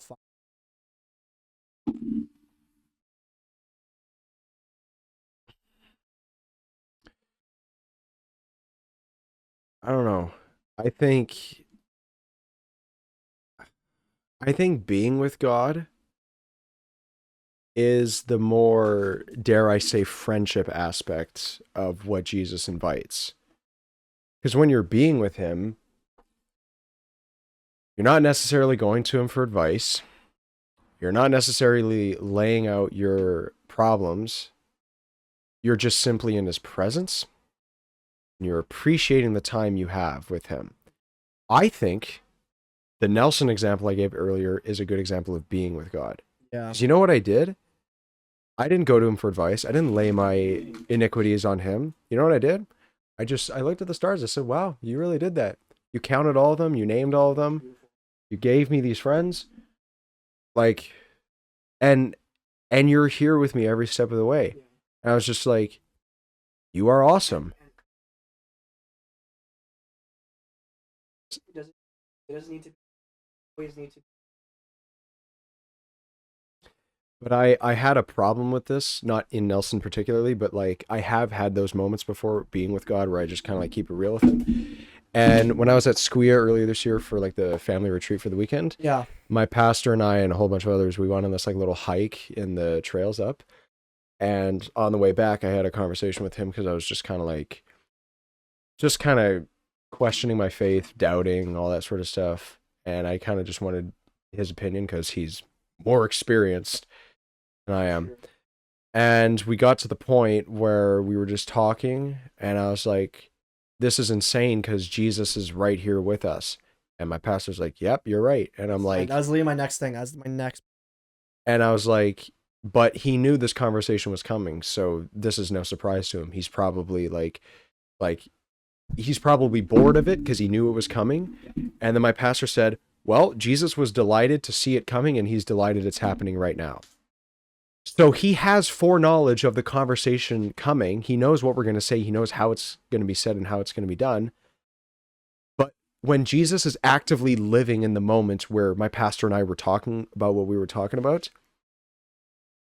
Jesus got to be there with us in the live moment, and he gets to share the joy we had of having that conversation. You can't see him, but he's there. And he's enjoying every second of it because now it is actually happening. Whatever conversation you're having, when it happens, he's thrilled to be there because you're experiencing it. So beautiful. You now get to. It's. You know what I mean? Those moments. There was a really old quote of this, been quoted by these people. A lot of these people that I. But it's this idea of we get to gaze at who is gazing at. Wow. Yeah, and I was just like, wow, and just this idea of and this isn't my next point, and the next point is consistency and ceaselessly. When it said this was a challenge, is how do we pray? I I actually think I have the answer to this. And same book I'm reading, he talks about prayer as this idea of prayer. A better word of maybe prayer is to be like, just look at him and to from there, and to behold is to gaze, and just this idea of being in perfect communion with God, and he talks about this idea of like, what does he say? He says, just this idea of like, put this, ceaselessly praying is actually just, it's just saying every second of your life saying, yeah, you are here, you are with me, and then just that joy that comes with the feeling of me. I think there's just so special. Um, yeah, I don't know if that makes sense. Place there. No, no, you're good. Prayer, yeah, it's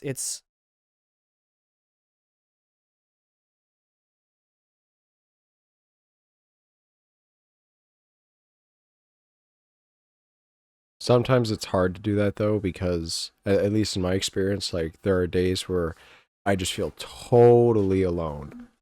I'm with no one except myself, and I don't know what to do. I don't know what to you wanna know what say. I did the Yeah. I was just working. I was just working. It wasn't even I didn't crazy. I didn't do anything. I was just working bathroom and I was like, wait a second. And I just said, like whisper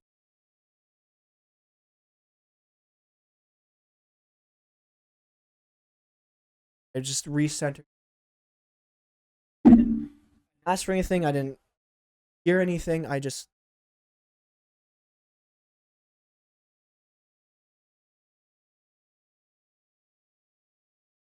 character. I mean that I think part of it is what prayer is. It's constant recognition. It's constant recognition. He is always present. And because he is always present,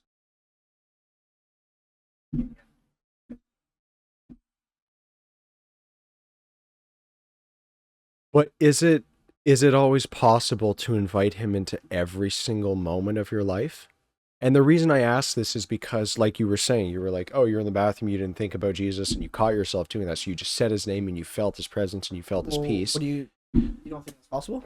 No, what I mean is, what if you're in a situation where, like, I don't know, you're super mad about something, or you're in a situation like you're talking to You can someone, forget. you're talking to someone who doesn't believe, and then you become consumed in that, right? And then you don't think about him, right? There's It's possible. like It's possible you can forget. it's possible you forget. So But it's that like, doesn't mean no, that's not what I'm saying either, but I'm just like, it's like he's always there, but you won't always acknowledge him. again gap.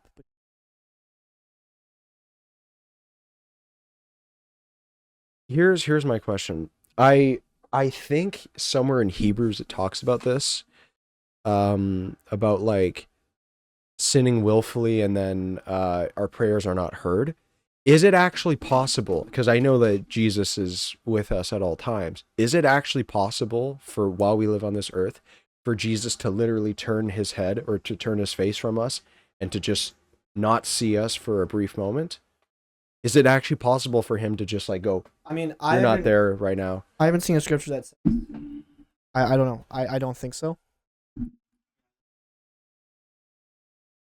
What I know about and I've seen read about Jesus, um, I think we do that.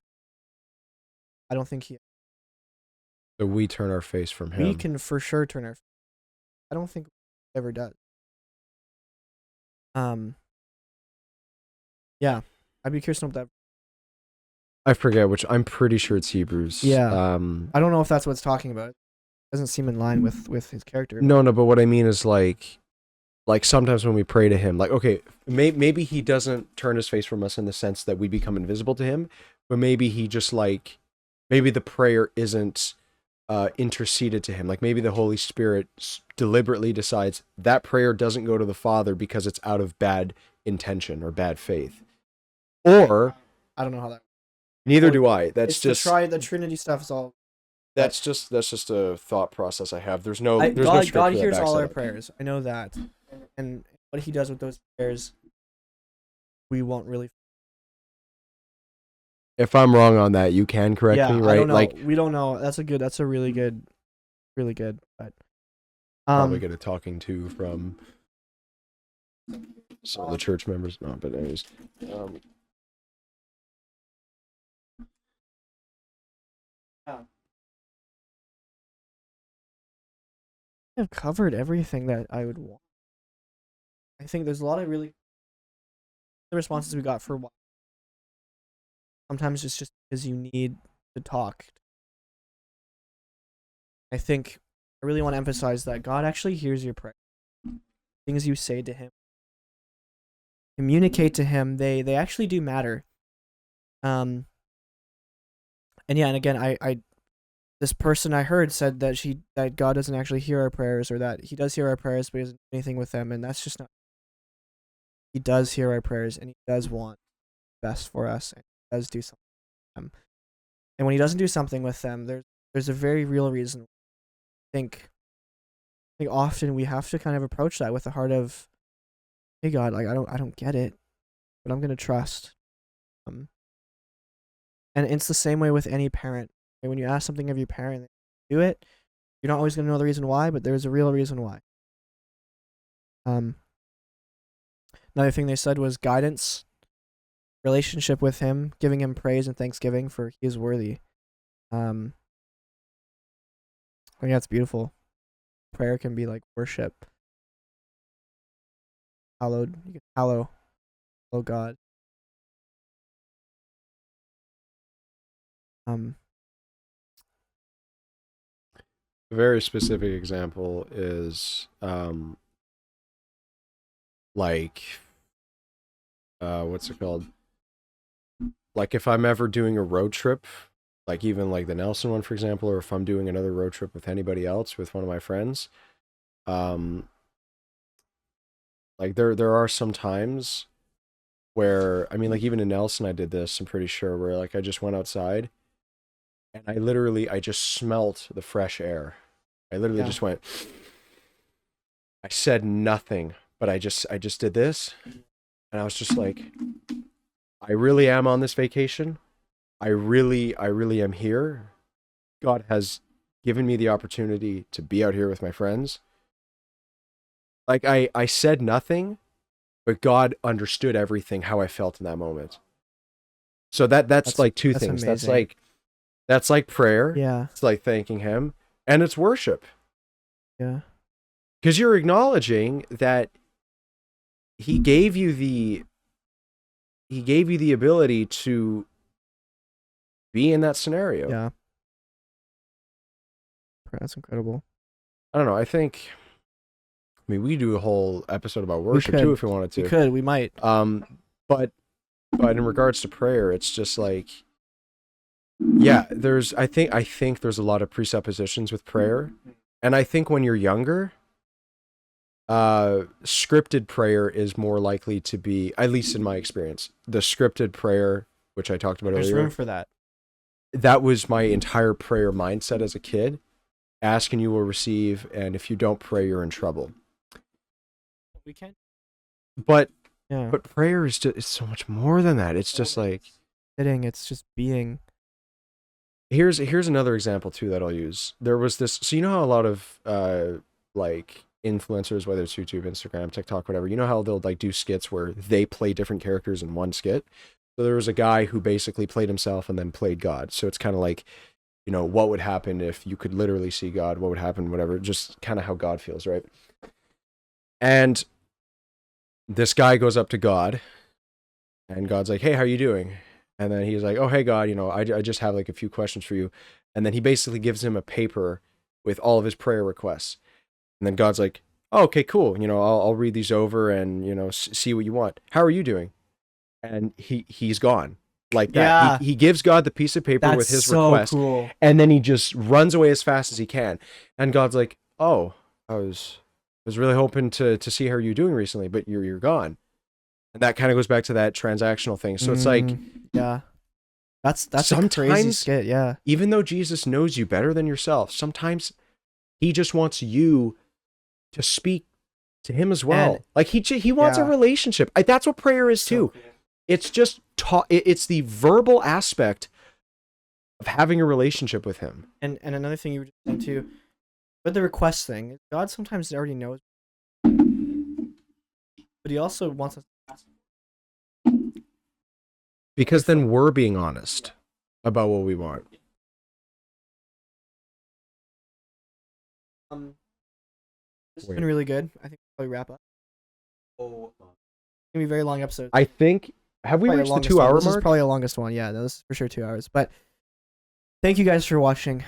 I think one thing I want to say in closing is the biggest thing. If you take anything away from today's episode from prayer, it's that Jesus, God, he wants to just wants to spend time. That's really what it comes down to. And I think in spending time with him, and if you can just say yes, God, like in prayer, the other things will come. Confession, the asking, all of that stuff. It'll come. But really, I think at its core, prayer is just God saying, "Hey, I've given you, been reconciled with you. Let's just hang." At its core,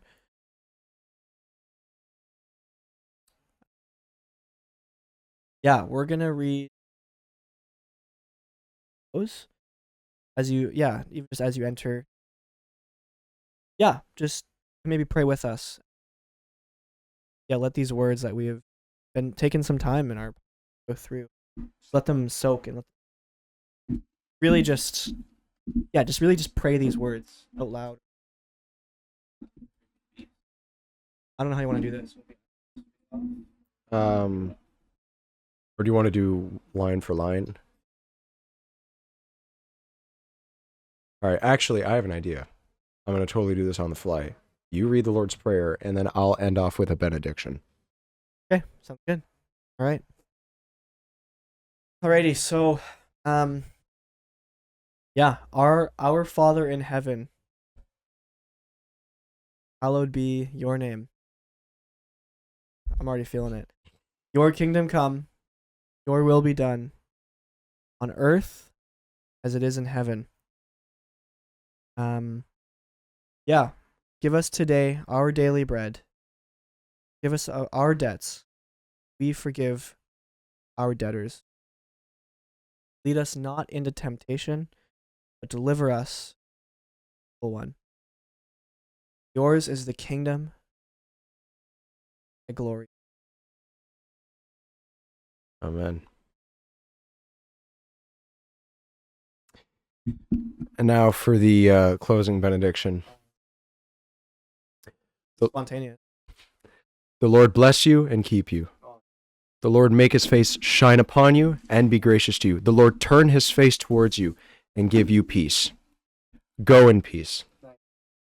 Which is actually what my pastor does like every Sunday. All right. Yeah. Thanks for watching. We will see you guys in episode 8. God bless, brothers and sisters.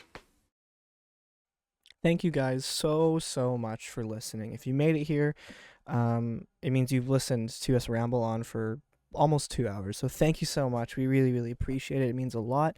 And really, our hope is that you also appreciated it. And what we mean by that is that the things and the different topics and the conversations that we've had this episode have really spoken to your heart and have just given you better insight on things that we're learning and maybe even some new thoughts around what prayer could be in your life. And so if prayer is still something that you're interested in because of some of the technical difficulties and even just the lack of time, we didn't cover some things and some things were kind of missed. And so if you want to hear more, if you're curious about more, there are people out there that know a lot more than we do. And so a lot of different resources that we've been getting our thinking and our thoughts from, they're all going to be linked down in the description. This is going to be things like podcasts, books, even some apps that will kind of help direct you in prayer life, and even just kind of give you some more direction into prayer. And so we really hope that could be something that you find beneficial. So again, thank you for watching. If you're interested in hearing more about prayer, there's a description. And also, if there's a specific topic that you're curious to know our thoughts on, if there's a very specific topic that you want us to talk about on this podcast, just throw it down in the comment section below. We'd love to hear about what you're thinking about. So thank you guys, and we'll see you guys in episode 8 very soon. Here they go with this metronome, man. Oh my god. Yabbity boobity babba doo boop. Boop boop. A shooby dabba doo boop. Doo boop. A yabba dabba doo boop. Dooba doo boop. Babba doo boop. Doo boop. Yeah. Yabba dabba. Yabba da bab. Yabba dabba. What? Ooh. A yabba dabba. Yabba